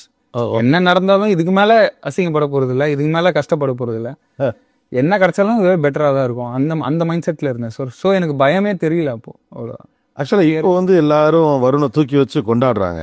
நீங்கள் ஒரு வேலை சொன்னீங்க இனிமேல் அசிங்கப்படுறதுக்கு ஒன்றும் இல்லை அப்படின்னு. அப்படி என்னென்ன சிரமங்கள் எல்லாம் லைஃப்பில் சந்திச்சிருக்கீங்க சார்? அதான் சார் 26ல் நீங்கள் போய் கிரிக்கெட் ஆரம்பிக்கிறீங்கன்னு சொன்னீங்கன்னா எல்லாரும் அதான் இப்போ எந்த அகாடமியும் உங்களுக்கு இடம் குறைமுறை, எல்லா அகாடமியும் 20ல் கட் பண்ணுவாங்க. ஸோ உங்களுக்கு அகாடமி கிடைக்காது ப்ராக்டிஸ் பண்ண. ப்ளஸ் எங்கேயாவது அகாடமி போகணுன்னா கோச்சாக போகணும். ஸோ நான் இதுவும் பண்ணிட்டேன். நான் ஒரு கோச்சாகவும் போயிட்டு ஒரு 2 hours முன்னாடி எஃப்எஸ்சின்னு ஒரு மீனாட்சி காலேஜ் இருக்குது சார், நம்ம டி நகர்னு நினைக்கிறேன். ஆமாம், டி நகரில். ஸோ அங்கே கோச்சாக போயிட்டு ஒரு 2 hours முன்னாடியே போய் ப்ராக்டிஸ் பண்ண ஆரம்பிப்பேன். அப்புறம் நைட்டு அது இல்லாமல் எனக்கு அகாடமி வரதும் இருக்காது. ஸோ நைட்டு போய் கார்பரேஷன் கிரவுண்டில் போய் ப்ராக்டிஸ் பண்ணுவேன். ஸோ உங்களுக்கு பேசிக் ஃபெசிலிட்டிஸ் கிடைக்காது சார். ஸோ அதான் பிரச்சனை. உங்களுக்கு ப்ரொஃபஷனல் ட்ரைனிங்கான ஆப்பர்ச்சுனிட்டியே கிடைக்கல? கிடைக்கல, நம்மளே தான் பண்ணி ஆகும். ஏன்னா 26ல் யாரும் உங்களை சீரியஸாக எடுக்க மாட்டாங்க சார். நீ இப்போ விளையாடி என்னடா பண்ண போற அப்படின்னு தான் கேட்பாங்க சார். ஸோ நான் ஒருத்தர் 26 அப்போ ஒரு மேட்ச் ஒரு ஆப்பர்ச்சுனிட்டி கிடைச்சது. அவர் கேட்டார், டே நீ முதல்ல ஃபாஸ்ட் பவுலிங் தானே போட்டிருந்தேன், ஏன் இப்போ ஸ்பின் போட போற? இல்லை நான் சொன்னேன், நான் ஏதோ டிஃப்ரெண்ட்டாக ட்ரை பண்ணுறேன் ஸ்பின்னு அப்படின்னு சொன்னேன். நீ இப்போ ஸ்பின் போட்டால் இந்தியா ஆடுருவியா அப்படின்னு கேட்டார் சார். எனக்கு இன்னும் அது ரொம்ப ஞாபகம் இருக்கு. ஸோ எல்லாரும் சிரிச்சாங்க வர. ஸோ ஆனால் க்ளோஸ் ஃப்ரெண்டு தான் அவர். என்கிட்ட வந்து அப்புறம் சாரியும் கேட்டார். பட் அதான் அந்த மாதிரிலாம் நடக்கும் சார். அது இப்போ இருக்கக்கூடிய கிரிக்கெட்டிங் ஸ்டாண்டர்ட்ஸ்க்கு 26 ரொம்ப லேட்டு. ஆமாம். ஏன்னா இதுக்கு முந்தின ஜென்ரேஷனுக்கு கிடைச்ச ஒரு லாங்கிவிட்டிலாம் இனிமேல் ஒரு ஜென்ரேஷன் கிடைக்குமானே தெரில. ஆக்சுவலாக உங்களுடைய நெட் ப்ராக்டிசஸ் தான் உங்களுக்கு அதிகமான கன்விக்ஷனை கொடுத்துதா? ஏன்னா நீங்கள் நிறைய பிளேயர்ஸ்க்கு வந்து நெட்டில் போட்டிருக்கீங்க இல்லையா? ஆமாம், நெட் பவுலராக போயிருக்கேன். Net bowler. ஆமாம், நெட் பவுலராக போய் ஃபஸ்ட்டு தினேஷ் கார்த்திக் போனேன் சார். அங்கேருந்து எனக்கு சிஎஸ்கேக்கு சான்ஸ் கிடச்சிது சார். சிஎஸ்கேக்கு சான்ஸ் கிடச்சிது. ஸோ சிஎஸ்கேக்கு அப்புறம் திருப்பி கேகேஆர் சான்ஸ் கிடச்சிது சார். இதில் தான் என்ன ரெக்கக்னிஷன் கிடச்சிது சார். ஸோ எல்லாரும் பார்த்து என்னை எடுத்தாங்க சார். அதுக்கப்புறம் தமிழ்நாடு சான்ஸ் கிடச்சிது. தமிழ்நாடுல அந்த வருஷம் ஹையஸ்ட் விக்கெட் டேக்கராக இருந்தேன் சார் இந்தியாவில். ஸோ அந்த சப்சிக்வெண்ட் இயரில் வந்து ஐபிஎல்ல என்ன கிங்ஸ் 11 பஞ்சாப்ல ஆர் அஸ்வின் மூலியமா என்ன அஸ்வின் தான் உங்களை வந்து எதுக்கு கொண்டு போனார்ல பஞ்சாபுக்கு ஆக்ஷனில் ஆர் அஸ்வின் தான் கேப்டன். இப்போ அவங்க தான் எடுத்தாங்க அந்த வருஷம். ஆனால் அன்பார்ச்சுனேட்டா எனக்கு ரொம்ப போலிங் போட்டு ஷோல்டர் இன்ஜுரி ஆயிடுச்சு. ஆனால் உங்களுக்கும் இன்ஜுரிக்கு என்னதான் அவ்வளோ நெருக்கம்னு தெரியல. இல்லை நீங்கள் கொஞ்சம் மேலே போனால் இன்ஜுரி உங்களை ஒரு படி கீழே. அது ஏன்னா சார் எனக்கு அந்த ட்ரைனிங் ஹிஸ்ட்ரி இல்லை சார். ஏன்னா இப்போ ஒரு 13 வயசுல விளாடுறவனுக்கும் இப்போ நான் இப்போ சடனாக ஆரம்பிச்சவனுக்கும் இப்போ நானும் அவனும் ஃபிட்னஸ்ல போட்டி போடணும்னா ரொம்ப கஷ்டம் சார். அவன் வந்து 13 வயசுலேருந்து பண்ணிட்டு இருக்கான். அதுக்குன்னே ரெடியாகி வந்திருக்கான். நானும் டப்புன்னு வந்ததுனால அவங்க ஓடுற மாதிரி ஓடுறது தான் கொஞ்சம் கஷ்டம். இப்போ வந்து ஆல்மோஸ்ட் அவங்க லெவலுக்கு ட்ரை பண்ணுறேன். So but Ashwin I mean is a Varun வந்து பவுலிங்லாம் எக்ஸ்ட்ராடனரியாக இருக்குது. பட் வந்து ஃபிட்னஸ் கொஞ்சம் அவருக்கு கொஞ்சம் கமெண்டேட்டர்ஸுமே அதை சொல்கிறாங்க அண்ட் இப்போ சீனியர்ஸுமே சொல்கிறாங்க. ஸோ அதுக்கு என்ன மாதிரியான ஒர்க் பண்ணிட்டு இருக்கீங்க நீங்கள்? பண்ணிட்டு தான் சார் இருக்கேன். அதுக்கு இன்னொரு 1 year ஆகும் சார். அவங்க மற்ற அத்லீட்ஸோட லெவலுக்கு போகிறதுக்கு இன்னொரு 1 year ஆகும் சார். அதான் என்ன சொன்னேன், அவங்கெல்லாம் ஒரு 15 years ஆஃப் ஹிஸ்ட்ரி இருக்குது அவங்களுக்கு. டெய்லி ஜிம் போய் எனக்கு வந்து இப்போ தான் ஒரு லாஸ்ட் 5 years பண்ணிட்டு இருக்கேன் சார். ஸோ அவங்களோட கம்பீட் பண்ணுறது ஃபிட்னஸ் வைஸில் கஷ்டம், ஆனால் ஸ்கில் வைஸில் அவங்க பண்ணிடலாம் சார். ஓகே, நமக்கு அங்கே டைம் இல்லை, அதை பண்ணலாம், நம்ம இதை பண்ணிட்டோம் நம்ம. கண்டிப்பாக சார். ஆனால் நீங்கள் பார்த்தீங்கன்னா எனக்கு ஸ்கில் இல்லாமல் நம்ம வேர்ல்ட்லேயே ஃபிட்டஸ்ட் மேனாக தான் என் டீமில் எடுத்துருங்க. அது ஸ்கில்லு தான், ஸ்கில்லுனால தான் எடுக்கிறாங்க. ஸோ ஃபஸ்ட்டு ஸ்கில்லை வளர்த்துப்போம், அதுக்கப்புறம் ஃபிட்னஸ் அப்படியே வந்துடும். அப்படி அந்த மைண்ட் செட்டில் தான். ஓகே. யார் நம்ம டீமை பொறுத்த வரைக்கும் ரொம்ப ஃபிட்டான பிளேயர் யார் இந்தியன் டீமில் ஜடேஜா, விராட் கோலி, ரோஹித் சர்மாவுக்கு மேட்ச் ஃபிட்னஸ் பயங்கரம் சார். ஆக்சுவலாக பார்க்கல அவர்லாம் அவ்வளோ ஃபிட்டாக இருக்க மாதிரிலாம் தெரியல. இல்லை சார், பயங்கரமான ஃபிட் சார், பயங்கர ஃபிட் சார். மேட்ச் ஃபிட்னஸ்னு ஒன்று இருக்குது சார். கிரிக்கெட்டுக்குன்னு மேட்ச் ஃபிட்னஸ்னு இருக்குது. இப்போ என்ன சொன்னீங்கன்னா, என்ன இப்போ ஒரு ரன்னிங் ரேஸ் ஓட சொன்னீங்கன்னா மேபி நான் ஃபர்ஸ்ட் வர முடியாது. ஆனால் என்ன போலிங் போட சொன்னீங்கன்னா ஒரு ஃபுல் டே நான் போலிங் போடுவேன். ஓ அதான் மேட்ச் ஃபிட்னஸ் அந்த விளையாட்டிற்கு தேவைப்படும் ஃபிட்னஸ். ஆமா. ஓகே. ஸோ அதுல அவங்கள பயங்கர ஹை ஸ்கில் சார். ஓ ஆனா விராட் கோலிலாம் எப்போ பார்த்தாலுமே எப்படி இருந்துச்சு ஃபர்ஸ்ட் உங்களுக்கு இவங்களாம் கிரவுண்டில் பார்க்குறப்போ? நான் கிரிக்கெட் கமெண்ட்ரிக்கு வந்ததப்போ அவங்களெல்லாம் க்ளோஸராக கிரவுண்டில் பார்த்தேன். எல்லாருமே எப்போ பார்த்தாலுமே டீப் என்ன சொல்ற ஒரு எக்ஸ்ட்ரா எனர்ஜியோடய இருக்கிறாங்க. எப்படி இருக்கானுங்க அப்படின்னு தோணுச்சு. அது விராட் மட்டும் தான் சார்.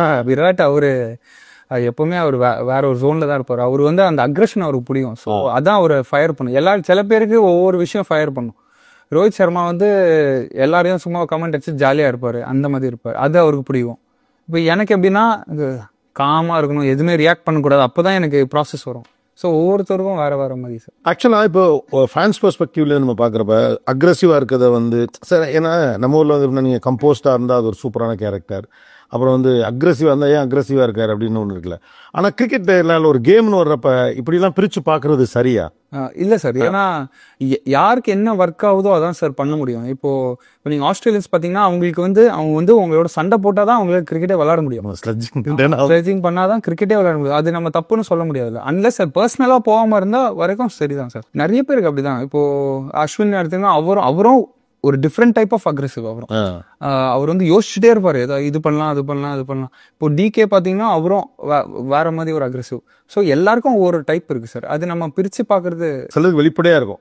சௌரவ் கங்குலியும் வெளிப்படையா இருக்கும் அக்ரெசிவ்னஸ். விராட் கோலிக்குலாம் அக்ரெசிவ்னஸ் வெளிப்படையா இருக்கும். இப்போ தோனி இஸ் அக்ரெசிவ் பட் உள்ள இருக்கும். ஆமா, தோனியும் இஸ் அக்ரெசிவ் ஒன்லி. ஆனா அது கண்ட்ரோல் பண்ணி என்னைக்காவது எப்பயாவது கண்டிப்பா வெளியே. ஆமாமா, இல்ல சிலர்லாம் வெளியில வரப்பெல்லாம் சோசியல் மீடியாலாம் வருமே, தோனியே கோவப்பட்ட தருணம் மொழி. பட் நீங்கள் பெரும்பாலும் காமன் கம்போஸ்டாகவே இருக்கீங்க. அது உங்களுடைய கேரக்டரா இல்லை அது அப்படி ஒரு ஸ்டேச்சர் வச்சுக்கலாம்னு நினைக்கிறீங்களா சார்? வெளில பார்க்கறதுக்கு காமன் கம்போஸ், உள்ள பீதியெலாம் கண்டிப்பாக பயம்லாம் கண்டிப்பாக இருக்கும் சார். யாருமே நம்ம அந்த பயத்தை நம்ம அஃபெக்ட் பண்ண விட்டோம்னா அதனால அஃபெக்ட் பண்ணக்கூடாதனால தான் மற்றவங்களாம் சிலர்லாம் டிஃப்ரெண்ட்டாக பண்ணுறாங்க. ஏன்னா இப்போ 45,000 பேர் உங்களை சுற்றி உங்களை பார்க்குறாங்க. ஒரு கத்தும்போது எப்போவுமே ஒரு நர்வஸ் ஃபீலிங் இருந்துகிட்டே இருக்கும் சார். ஸோ அதனால நம்மளே நான் தப்பாக சொல்ல, ஆனால் சைக் பண்ணிக்கணும். நம்மளே டிஃப்ரெண்ட்டாக சைக் பண்ணாதான் நம்ம மேட்ச் ஃபோக்கஸ் பண்ண முடியும். இல்லாட்டி பின்னாடி இருக்கிற அட்டென்ஷன் அதெல்லாம் நம்மளை அப்படியே இறக்கிறோம். எமோஷன்ஸை தள்ளி வை, மேட்ச் என்ன நடக்குதோ அது மட்டும் பாரு. அப்படியே நான் பேசிப்பேன் சார். உங்களுக்குள்ளே பேசுவீங்க? ஆமாம், எல்லாரும் பேசுவோம். எல்லா பிளேயர்ஸுமே அப்படிதான். எல்லாம் பேசியே ஆகணும், இல்லாட்டி எல்லாரும் பைத்தியம் ஆயிடுவாங்க சார். உங்கள் கேகேஆருடைய கோச் உங்களை பற்றி ஒரு இதில் மென்ஷன் பண்ணியிருந்தார். என்னன்னா this boy was like this அப்படின்னு சொல்லிட்டு ஒரு பொசிஷன் சொல்லார். விராட் கோலிகிட்ட தனக்கு இந்த மாதிரி ஃபீல்டிங் ஒன்னே கேட்கறதுக்கு தயங்கின பையன். ஏன்னா நீங்கள் திடீர்னு உள்ளே வந்துட்டீங்க, பெரிய பிளேயர்ஸ் நிற்கிறாங்க. ஆனால் அவர் அந்த பையன் today the trump card of Rohit Sharma அப்படின்னு சொல்லியிருந்தார். அதுதான் சொன்னேன், உங்கள் கோச்சுன்னு நான் சொன்னதை அவரை தான் சொல்லியிருந்தேன். இந்த இடத்துலேருந்து இந்த இடத்துக்கு வந்தது எப்படி இருக்கு? ஏன்னா எனக்கு இந்த ஃபீல்டிங் கடைசியில் அங்கே இருந்த ஃபீல்டிங் எதாவது நீங்கள் பவுலிங் போட்டிங்க அப்படின்னு அவர் மென்ஷன் பண்ணுறாரு. ஆனால் இன்னைக்கு ரோஹித் ஓகே விக்கெட் விடல, ரன் ரேட்டு கூட இருக்கு, மெயினாக முக்கியமான பேட்ஸ்மேன் இருக்கான், நின்றுட்டு இருக்கான், அவன் அனுப்பணும், கூப்பிட்றா வருண அப்படின்னு ஒரு இடத்துக்கு வந்திருக்குது இருக்குல்ல. எங்களுக்குலாம் அது மாதிரி கெத்தாரு. அது மாதிரி இதில் தப்பு ஒன்றும் இல்லை, சந்தோஷமாக சொல்லலாம்னு வச்சுங்களேன். உங்களுக்கு உள்ளுக்குள்ளே எவ்வளோ ஹாப்பியாக இருக்கு? கண்டிப்பாக சந்தோஷமா இருக்கு சார். ஏன்னா இப்போ விக்கெட் எடுக்கணும்னு என்னை கூப்பிடுறது என் மேலே வச்சிருக்க நம்பிக்கையும் என் முன்னாடி நிறுத்துறாங்க சார். ஸோ அதுக்காக கண்டிப்பாக நல்லா ப்ரிப்பேரும் பண்ணணும். ரொம்ப சந்தோஷமாகவும் இருக்குது சார். ஏன்னா இந்த ஒரு ரெக்கக்னிஷன் கிடைக்கிறது ஒரு கஷ்டம் தான் சார். ஏன்னா இப்போ நம்ம இந்த டவுன் சவுத்லேருந்து போகும்போது சில நம்ம கிடைக்கிறது நம்மளே தான் தேடிக்கணும் சார். ஸோ அது கிடைக்கும் போது, இந்த ரெஸ்பெக்ட் கிடைக்கும் போது ரொம்ப சந்தோஷமா இருக்கு சார். உங்களுக்கு சுனில் நரேனுக்குமான ஒரு இன்ட்ராக்ஷனுக்கு ஒரு குறிப்பிட்ட காலம் கிடைச்சதுல டிகே உங்களை உள்ள கொண்டு போறாரு. கரெக்டாக கேகேஆர்ல சுனில் நரேனோட அகெயின் ஒரு மிஸ்ட்ரி பவுலிங் அப்படிங்கிறதுக்கான ஒரு பெரிய ஒரு ஐகான் அப்படின்னு நம்ம சுனில் நரேனை சொல்லலாம். அவர் உங்களுக்கு என்ன மாதிரியான ஐடியாஸ் கொடுத்துருக்காரு சார்? மெயினாக அவரோட அவ்வளோ பேசவே மாட்டேன் சார். எல்லாம் அவர் பார்க்குறத அப்சர்வ் பண்ணி அப்படியே கற்றுக்கிறது தான் சார். ஏன்னா அவர் மிஸ்ட்ரி பவுலர் தான் வரும். ஆனால் அவர் டிஃப்ரெண்ட் மிஸ்ட்ரியிலே 2 விதமான மிஸ்ட்ரி இருக்கு. அவர் சைட் ஸ்பின் மிஸ்ட்ரி பவுலர், நான் ஓவர் ஸ்பின் மிஸ்ட்ரி பவுலர். இது என்ன வித்தியாசம்? இது டெக்னிக், ரொம்ப டெக்னிக்கலாக பால் எப்படி ரிலீஸ் பண்ணுறதுன்னு. அவருக்கு எல்லாம் இப்போ நீங்கள் பேட்ஸ்மேன்லேருந்து பார்த்தீங்கன்னா எல்லாம் முன்னாடியிலேருந்து தெரியும் பால். எனக்கு இப்படி இருக்கும் கை ரிலீஸ் பண்ணும்போது, எனக்கு பின்னாடியிலேருந்து வரும், அவருக்கு முன்னாடியிலேருந்து வரும். ஸோ 2 பேரும் வேற தான். ஆனால் அவரோட காமன் கம்போசர், அவரோட பிளான்ஸ்லாம் நிறைய கற்றுக்கிட்டேன். எப்போ இந்த பால் போடலான்னு கற்றுக்கிட்டேன். ஆனால் பால் எப்படி போடணும்னு கற்றுக்கல. ஏன்னா அது என்னோட, அது உங்கள்ட்ட இருந்து வரும். அது என்கிட்ட. எப்போ இந்த பால் எப்போ ஆஃப் ஸ்பின் போடலாம், எப்போ லெக் ஸ்பின் போடலாங்கிறது வந்து அவர்கிட்ட நிறைய பார்த்து கற்றுருக்கேன் சார். வருண்கிட்ட மினிமம் 7 வேரியேஷன்ஸ் இருக்கு அப்படிங்கிறாரு. And you are expert in that. Of course நீங்களே சொன்ன மாதிரி யாரும் செய்யாத ஒன்று நான் செஞ்சாதான் எனக்கான இடம் அப்படின்னு சொல்லிட்டு அவர்கிட்ட மினிமம் 7 வேரியேஷன் இருக்கு அப்படின்னு சொல்றாங்க. என்னென்ன வேரியேஷன்ஸ் அது சார்? ஸோ பேசிக்லி பால் ஒன்று உள்ளே போகும் சார், ஒன்று வெளில போவோம், ஒன்று நேராக போகும் சார். ஸோ இது 3, இதே 3 வேரியேஷன். இதுலேயே நான் ஆன் த சீம் போட்டேன்னா ஒரு வேரியேஷன், கிராஸ் சீமில் போட்டேன்னா வேரியேஷன். ஸோ இதுவே 6 வேரியேஷன் அப்படிதான் சார். இதெல்லாம் வந்து வெளியில தெரிஞ்ச வேரியேஷன் 7, இது தவிர உள்ளுக்குள்ள இருக்கு வேற இருக்கு சார். ஓகே, அதில் அதையும் சொல்லலாம் வேண்டியது இல்லை. பட் என்னன்னா ஸ்பின்னோட டைமென்ஷன் ரொம்ப மாறி இருக்குன்னு நினைக்கிறீங்களா? இப்போ ஒரு கிரிக்கெட் ஃபேன் நான் சின்ன வயசுலேருந்து பார்த்துருக்கேன். சின்ன வயசுலலாம் வந்து நாங்கள் ஒரு ஃபேனை எங்கே எக்ஸைட் ஆகும், ஈவன் நாங்கள் கிரிக்கெட் விளையாடுறது எங்கே எக்ஸைட் ஆகும்னா, நான் ஆஃப் ஸ்பின்னோ லெக் ஸ்பின்னோ நான் போட்டேன்னா அது எவ்வளோ டர்ன் ஆச்சுங்கிறத வச்சு தான் ஒரு ஸ்பின்னருக்கான ரேட்டிங். ஷேன் வார்னே நீங்கள் இருந்தீங்கன்னா அந்த மேஜிக் என்ன, அவர் இங்கே போடுற பேட்ஸ்மேன் ஒயிடு போச்சு நின்றுட்டுப்பா மிடில் ஸ்டிக் அடிக்கும். கரெக்ட். ஓகே, அந்த இடத்துலேருந்து போய் பாலை ஸ்பின்னே பண்ணாமல் திடீர்னு ஒன்று போடுறதெல்லாம் இருக்குல்ல. ஸோ ஸ்பின்னுங்கிற இந்த இது எந்த அளவு இதோட டைமென்ஷன்ஸ் மாறி இருக்குன்னு நினைக்கிறீங்க? டோட்டலாக மாறிடுச்சு சார். இப்போ ஒரு ஐபிஎல் வரதுக்கு முன்னாடி பார்த்தீங்கன்னா ஆஃப் ஸ்பின்னர்லாம் நிறைய பார்த்துருப்பீங்க. இப்போ வந்து ரொம்ப கம்மி, எக்ஸப்ட் ஃபார் அஸ்வின், மஹேஷ் தீக்ஷனா, இவங்களை தவிர வேற யாருமே ஆஃப் ஸ்பின்னர்ஸ் இல்லை. அதே மாதிரி கன்வென்ஷனல் லெக் ஸ்பின் முதல்லலாம் ஸ்பின்னா ஸ்லோவாக போடணும்னு இருக்கு. இப்போ வந்து இருக்கிற 6 பால்ல 1 பால் மட்டும் ஸ்லோவா போட்டா போறோம், மத்ததெல்லாம் ஃபாஸ்டா போடணும். ஸோ அந்த நீங்களும் மினிமம் 80 km/h போடுறீங்க. நான் 95ல போடுவேன் சார். அதில் மினிமம் சொல்றேன், மினிமமே உங்களோட ஸ்லோ பாலே 80 km/h போதே. ஸோ 95 அப்படி போட்டால் தான் என்ன ஆயிடுச்சுன்னா, நிறைய டைம் ஸ்லோவாக போட்டால் பேட்ஸ்மேனுக்கு டைம் நிறைய இருக்கும். ஸோ இப்போ கிரிக்கெட்டோட ரெக்குவயர்மெண்ட் என்னன்னா, பேட்ஸ்மேனை குவிக்காக ரியாக்ட் பண்ணிருக்கணும். அவன் ரியலைஸ் பண்ணுறதுக்குள்ள அவன் ரியாக்ட் பண்ணிருக்கணும். ஸோ அதனால ஃபாஸ்ட்டாக தான் போட்டாங்க சார். இப்போ ரீசெண்டாக ரொம்ப சக்ஸஸ்ஃபுல்லான பெரிய ரெக்கார்ட்ஸ் பில்ட் பண்ணவங்களாம். ஈவன் அஸ்வினும் ஃபாஸ்ட்டு தான், உங்கள் பாலும் ஃபாஸ்ட்டு தான், அஃப்கோர்ஸ் அனில் கும்ப்ளியும் கூட ஃபாஸ்ட் தான். அந்த கிட்டத்தட்ட பேஸ் பவுலர் ஸ்பின் போட்ட மாதிரி ஒரு டோன் வந்து, அல்லது ஒரு மீடியம் பேசஸ். இப்போ முதல் நாள் ரோஜா பின்னிலாம் பார்த்தீங்கன்னா மீடியம் பேஸ் போடுவாங்க, அது சம்டைம் ஸ்விங் ஆகும். கரெக்ட். இப்போ பார்த்தா ஸ்பின்னர்ஸ் அந்த இடத்துக்கு வந்துட்ட மாதிரி ஒரு ஃபீல் இருக்கு. ஆமாம் சார், எல்லாமே பண்ணுற மாதிரி ஆயிடுச்சு சார். நான் இப்போ ஸ்பின்னர்ஸும் யாக்கர்லாம் போடுறாங்க, ஸ்பின்னர்ஸும் பவுன்சர் போடுறாங்க. ஸோ மாறிடுச்சு சார். பழைய காலத்து ரெட் பால்ல ஸ்பின் இருக்கிற மாதிரி ஒயிட் பால்ல இப்போ இல்லை. ஆமாம், எல்லாமே பண்ணுற மாதிரி ஆயிடுச்சு சார். ஆனால் ஒரு கிரிக்கெட்டராக இது எப்படி பார்க்குறீங்க? ஏன்னா இப்போ ஒரு சுவாரஸ்யத்திற்காக கேலரிக்காக நிறைய பண்ணிட்டாங்க. கரெக்ட். ஓகே, அது போர்ட்ஸ் பண்ணியிருக்காங்க, தேவைகள் இருக்கு, ஏதோ ஒன்று பண்ணுறாங்க. ஆனால் இதெல்லாம் ஒரு ஒரு கிளாசிக்கல் ஃபார்ம் ஆஃப் கிரிக்கெட்னு ஒன்று இருக்குல்ல, அதுக்கு நல்லதுன்னு நினைக்கிறீங்களா? ஏன்னா ஸ்பின்னர் வந்து அவரே யாக்கர் போடுறது, அவரே பவுன்சர் போடுறது, பேஸ் பால் வந்து இந்த ஸ்லோ பால்ங்கிறது ரொம்ப ரேராக முன்னாலாம் போட்டுட்டு இருந்தாங்க. கரெக்ட். ஓகே, விவியன் ரிச்சர்ஸ் திடீர்னு ஒரு ஸ்லோ பால் போடுவார். ஓகே, அப்போ ரொம்ப ரேராக கேட்ட மாதிரி இருந்துச்சு. இப்போ பார்த்தா ஸ்லோ பால் ஒரு இது, இப்படி ஒரு ஃபார்ம் ஆஃப் கிரிக்கெட்னு ஒன்று இருக்குல்ல, அது எப்படி வேணாலும் இருக்கலாங்கிற ஒரு இடத்த நோக்கி நகர்றது ஒரு கிரிக்கெட்டுக்கு நல்லதா இல்லையா? ரசிகர்களுக்கு என்ஜாய் பண்ணலாம் சார். ரசிகர்கள் தான் சார் கிரிக்கெட்டே. இப்போ இருக்கிற இப்போ அவங்க தான். ஸோ அவங்களுக்கு என்னன்னா நிறைய 6 பார்க்கணும். ஸோ அதனால இப்போ எப்படி கிரிக்கெட்டே கட்டமைச்சிருக்குன்னா நிறைய 6 போகணும். ஸோ பவுண்டரி எல்லாம் சின்னது பண்ணி பிச்செல்லாம் எவ்வளோ ஃப்ளாட் ஆக்க முடியுமோ ஃப்ளாட் ஆக்கி, ஸோ அப்படி பண்ணும்போது எங்களுக்கு வேற வழியே இல்லை சார். நாங்கள் டிஃப்ரெண்ட்டாக தான் பண்ணி தான் ஆகணும். அப்புறம் கம்ப்ளைண்டும் பண்ண முடியாது. இதான் எதிர்பார்க்குறேன். இப்போ ஒரு 6 போச்சுன்னா அங்கே ஒரு ஆடு வரும். ஸோ அதெல்லாம் மார்க்கெட்டிங் உள்ளே கொண்டு வருது சார். ஸோ இதில் நிறைய எக்ஸ்டர்னல் ஃபேக்டர்ஸும் இருக்குது. பட் ஆனால் இப்போ கிரிக்கெட்னு பார்த்தாலே பேட்ஸ்மேன்ஸ் கேம் தான் சார். இல்லை, அதுதான் அந்த இடத்துக்கு கேள்வியாக வரும்னு நினச்சா நீங்களே ஓப்பனாக வந்துட்டீங்க.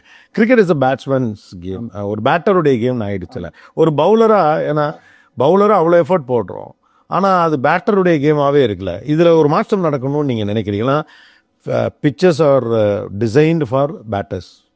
ஓகே, சில பிச்சர்ஸ்லாம் வந்து பவுலர்ஸ் வந்து மேஜிக் காட்டுற பிச் எல்லாமே என்ன பண்ணிட்டாங்கன்னு உங்களுக்கு தெரியும். ஆமாம் ஆமாம். ஓகே, ட்ரெடிஷ்னலி செத்தாண்டா பேட்ஸ்மேன் இங்கே இந்த டீமோட இந்த 2 பிளேயரை தவிர யாரும் இங்கே நிற்கவே முடியாதுன்னு சொல்லப்பட்ட இதுல எல்லாம் ஒரு 9வது பேட்ஸ்மேன் வந்து 6 அடிக்கலாம் நடக்குது. ஆமாம் ஆமாம். ஓகே, அப்போ ஒரு பவுலராக அவங்களுக்கு எப்படி இருக்கு?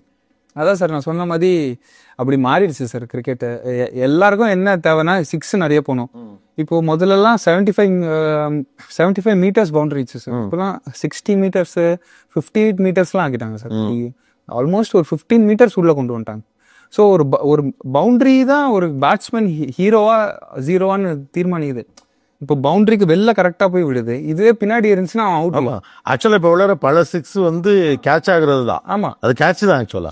அது அப்படிதான் கட்டமைச்சிருக்கே சார். ஸோ அது நம்மளாலேயும் ஏதோ பெருசா எதுவும் பண்ண முடியாது சார். அகைன் இது ஒரு நான் டிபேட்குள்ள கொண்டு வரல. ஸ்டில் என்னன்னா கேம் ஆஃப் கிரிக்கெட் அப்படிங்கிறது வந்து இன்டர்நேஷனலி ஃபுட்பாலை விட பெருசா கொண்டு வரணும்னு சொல்லிட்டு ஐசிசி ட்ரை பண்றாங்க. அமெரிக்கா உள்ள கொண்டு வராங்க, கனடா உள்ள கொண்டு வராங்க. பட் யார் வந்து விளையாண்டாலும் நம்ம ஆளுங்க தான் விளையாடுறாங்க. Okay, India versus USA match நடக்குது. என் தம்பி யூஎஸ்ல இருக்கா, 2 கோடி எடுத்துட்டு போயிருக்கான். ஏன்னா 2 பக்கமும் நம்ம ஆளுங்க தான் விளையாடுறாங்க அப்படின்னு சொல்லிட்டு. ஸோ கேமை பாப்புலரைஸ் பண்றது அப்படிங்கிறது ஒன்று இருக்கு. பட் அதோட கிளாசிக்னஸ்னு ஒன்று இருக்குல்ல. இப்போ அன்கன்வென்ஷனல் அப்படிங்கிற ஒரு ஸ்டைலா மாறுது. 360 டிகிரி அடிக்கிறாங்க, பால் ஹூக் பண்றது, ரிவர்ஸ் ஸ்வீப்லாம் வந்து ரொம்ப ரேரா டேவிட் ஹூட்டன் ஒருத்தர் அடிப்பாரு, அதே அப்பா அப்படின்னு ஸ்போர்ட்ஸ் ஆர்ல சென்ட்ரல் பேஜ்ல அதை பார்ப்போம். இந்தியாவிலலாம் வந்து ரொம்ப ரேர் தான். ப்ராபப்ளி அன்கன்வென்ஷனல்னா கிறிஸ் ஸ்ரீகாந்த் தான். Okay, unconventional is another style, that's good. பவுலிங்லேயும் சரி, பேட்டிங்லேயும் சரி. பட் கிளாசிக்னஸ் ஆஃப் கிரிக்கெட் ஒன்று இருக்குல்ல, அது மிஸ் ஆகுதுன்னு நினைக்கிறீங்களா? பிகாஸ் நீங்கள் சின்ன வயசுலேருந்து கிரிக்கெட்டில் அது ரசிகராக தானே வளர்ந்துருப்பீங்க. கண்டிப்பா சார். இப்போ நீங்க ரெட் பால் பாத்தீங்கன்னா, ரெட் பால் தான் கிளாசிக் கிரிக்கெட். டெஸ்ட் மேட்ச் தான் classic cricket, toughest form sir. ஆனா நீங்க பாத்தீங்கன்னா இப்போ how game is going on, உலகம் ஃபாஸ்டா போயிட்டு இருக்கு சார். எல்லாரும் T20 பார்க்கணும் தான் விரும்புறாங்க. இப்போ நீங்க டெஸ்ட் மேட்ச் வியூவர்ஷிப் பாத்தீங்கன்னா ஒரு 2 crore 3 crore பீப்புள். ஆனா இப்போ T20 வியூவர்ஷிப் பாத்தீங்கன்னா, அதுவும் சிஎஸ்கேக்கெல்லாம் பாத்தீங்கன்னா 60-70 crores கிட்ட. ஸோ எங்க அதிக மக்கள் பாக்குறாங்க அங்கதான் சார் மார்க்கெட்டிங்கும் வரும், காசும் வரும். அது biggest factor determining marketing and sponsors தான் சார். ஸோ கிரிக்கெட் ஏன் ரொம்ப டிஃப்ரெண்டான கேம் நான் சொல்றேன் சார். மற்ற எல்லா கேமுக்கும் 30 minutes பிரேக் அப்புறம் தான் ஒரு இது கிடைக்குது. இது விளம்பரம் போறதுன்னே டிசைன் பண்ண கேம். ஸோ எவ்ரி ஓவருக்கு அப்புறம் நீங்க ஒரு விளம்பரம் போடலாம்.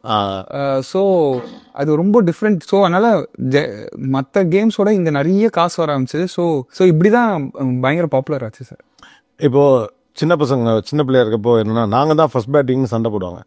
டாஸ் ஜெயிச்சுட்டான்னா வந்து இது என்ன பிச்சர்லாம் யாரும் பார்க்க மாட்டான், நான் ஃபர்ஸ்ட் பேட்டிங் ஆடுறேன் அப்படின்னு சொல்லுவாங்க. அது ஏன்னா பேட்டிங் மேலே தான் நமக்கு எப்போதுமே இயல்பாகவே ஒரு இது இருக்கும். இப்போது சூப்பராக போடுற 10 பவுலரில் ஒரு பவுலர் தான் ஹீரோயிசம் கிடைக்கும். ஆனால் சூப்பராக பேட் பண்ணுற 10 பேட்டரில் 3 பேர் ஸ்டார் ஆகிடுவாங்க. இந்த இப்போ இருக்கிற எல்லாரும் ஜென்ரலா ஏற்கனவே அதுல தான் ஸ்டார்டம் வேல்யூ கூட.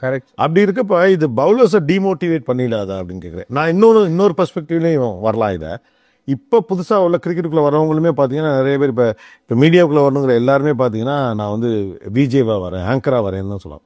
இப்போ கேமராமேனாக வரேன், ப்ரொடியூசராக வரேன்னு சொல்லுவாங்க. இன்னைக்கு ரொம்ப குறைவு. அது மாதிரி எல்லாருமே பேட்டராகவே உள்ள வர ஆரம்பிச்சிருவாங்களே அப்படின்னு கேட்குறேன். கண்டிப்பா சார். அது ஒரு ஹீரோ வர்ஷிப் மாதிரி ஆச்சு சார். யாரு நமக்கு சுனில் கவாஸ்கர், சச்சின், டிராவிட், இவங்கெல்லாம், விராட், யுவராஜ், இவங்கெல்லாம் ஒரு பேட்டிங் ஹீரோஸாவே பார்த்து வளர்ந்துட்டோம் சார்.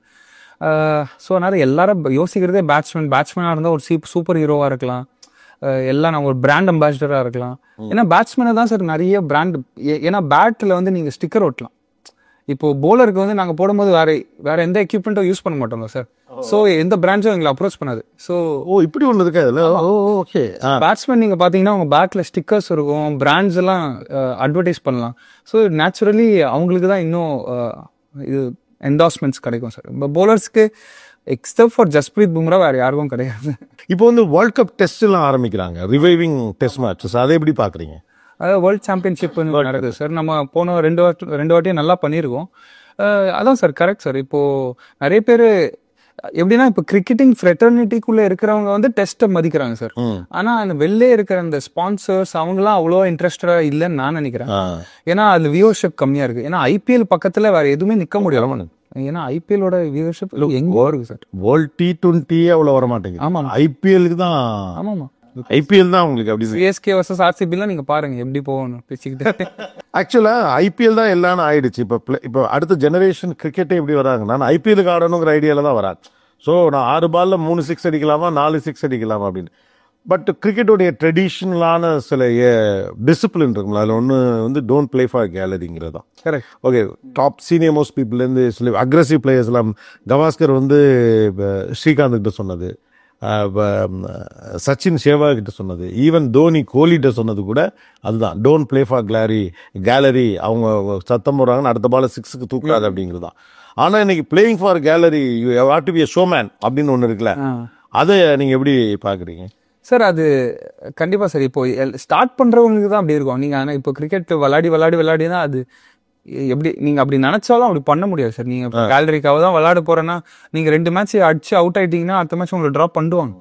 நான் என்ன நினைக்கிறேன்னா மேபி ரெட் பால் ஏன் கம்மியாகுதுன்னா சார், அங்கே ஃபினான்ஷியலியும் நிறைய பேர் பார்க்குறாங்க சார். ஏன்னா இப்போ சில பேர்லாம் ரெட் பால் மட்டும் விளாட்றவங்களுக்கு வந்து they will not earn much as how people are earning in IPL. So டெஃபினட்டாக ஃபைனான்ஸ் வில் டிசைட் யார் எங்கே போக போகிறாங்கன்னு சார். ஸோ அது நான் தப்பும் இல்லைன்னு தான் சார் சொல்லுவேன். இப்போ அவன் பொழப்புக்கு தானே கடைசியில் அவங்களும் இது பண்ணல, பொழப்புக்கு தானே சார் பார்க்குறாங்க. ஏன்னா உங்களுக்கு பெரிய பெரிய போர்ட்ஸே பணம் இல்லாமல் வெஸ்ட் இண்டீஸ்லாம் மகடேஸ்வரன் கவிதையில் சொல்லியிருப்பார், வெஸ்ட் இண்டீஸை யாராலும் வெல்ல முடியாது. அப்படி ஒரு பீரியட்லாம் இருந்தது. அவங்க ஒன் டே உள்ளே செலக்ட் ஆகலை, ஸ்ரீலங்கா உள்ளே வரலைங்கிறதுலாம். அவங்க எல்லாரும் அந்த கிரிக்கெட் விட்டு IPL விளையாட வராங்க. ஏன்னா காசு பொழப்பு தானே சார். தப்பா சம்பாதிக்கிறது தான் தப்பு. இது தப்பா நேர்மையான வழியில தான் சம்பாதிக்கிறோம், காசு கிடைக்குது, அதனால தப்பு இல்லைன்னா சரி.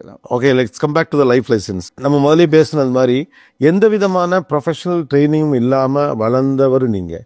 ஆனால் இந்த இடத்துக்கு வந்திருக்கேன், வெயிட் டு கோ நிறையா இருக்குது, நிறையா பண்ணுவீங்க. இப்போ பார்த்தீங்கன்னா நிறைய பேருக்கு கிரிக்கெட்டுக்குள்ளே வரணும்னு ஆசை இருக்குது ஃபார் 2 reasons. அதை பேஷன் வச்சுக்கலாம், இல்லை that is a big money. ஒரு தடவை வந்து மாதவன்ட்ட வந்து தோனி வந்து ஃபன்னாக சென்னையில் தான் சொன்னார், வை எவ்ரிபடி இஸ் லைக்கிங் கிரிக்கெட், ஏதோ கேட்டப்போ மேபி பிக் மணி அப்படின்னு சொன்னார். That's true also. So 2 reason கூட உள்ள இருக்கலாம். ஆனால் இதில் வாய்ப்பு கிடைக்காத ஒருத்தங்களா இருக்காங்க. இப்போ PV சிந்துவோடைய கோச் ஒருத்தவங்க ஓப்பனாக சொன்னார், அவர் இன்னைக்கு வந்து நீங்கள் ஸ்போர்ட்ஸில் பெரிய இடத்துக்கு வரணும்னா you need big money, otherwise நீங்கள் வந்து இதை ட்ரைனிங்கோ இதெல்லாம் பண்ணி வர முடியாதுன்னு ஒரு ஓப்பன் ஸ்டேட். ரெண்டாவது என்னன்னா, நீ உள்ளே வந்துட்டாலே பெரிய கோடி சொன்னாயிரலாம் நினைக்காது. ஓகே, பெரிய பெரிய சாம்பியன்ஷிப் வாங்கினவங்கலாம் எங்கிட்ட வந்து ஏதாவது வேலை இருக்கான்னு கேட்குறாங்கலாம் கூட.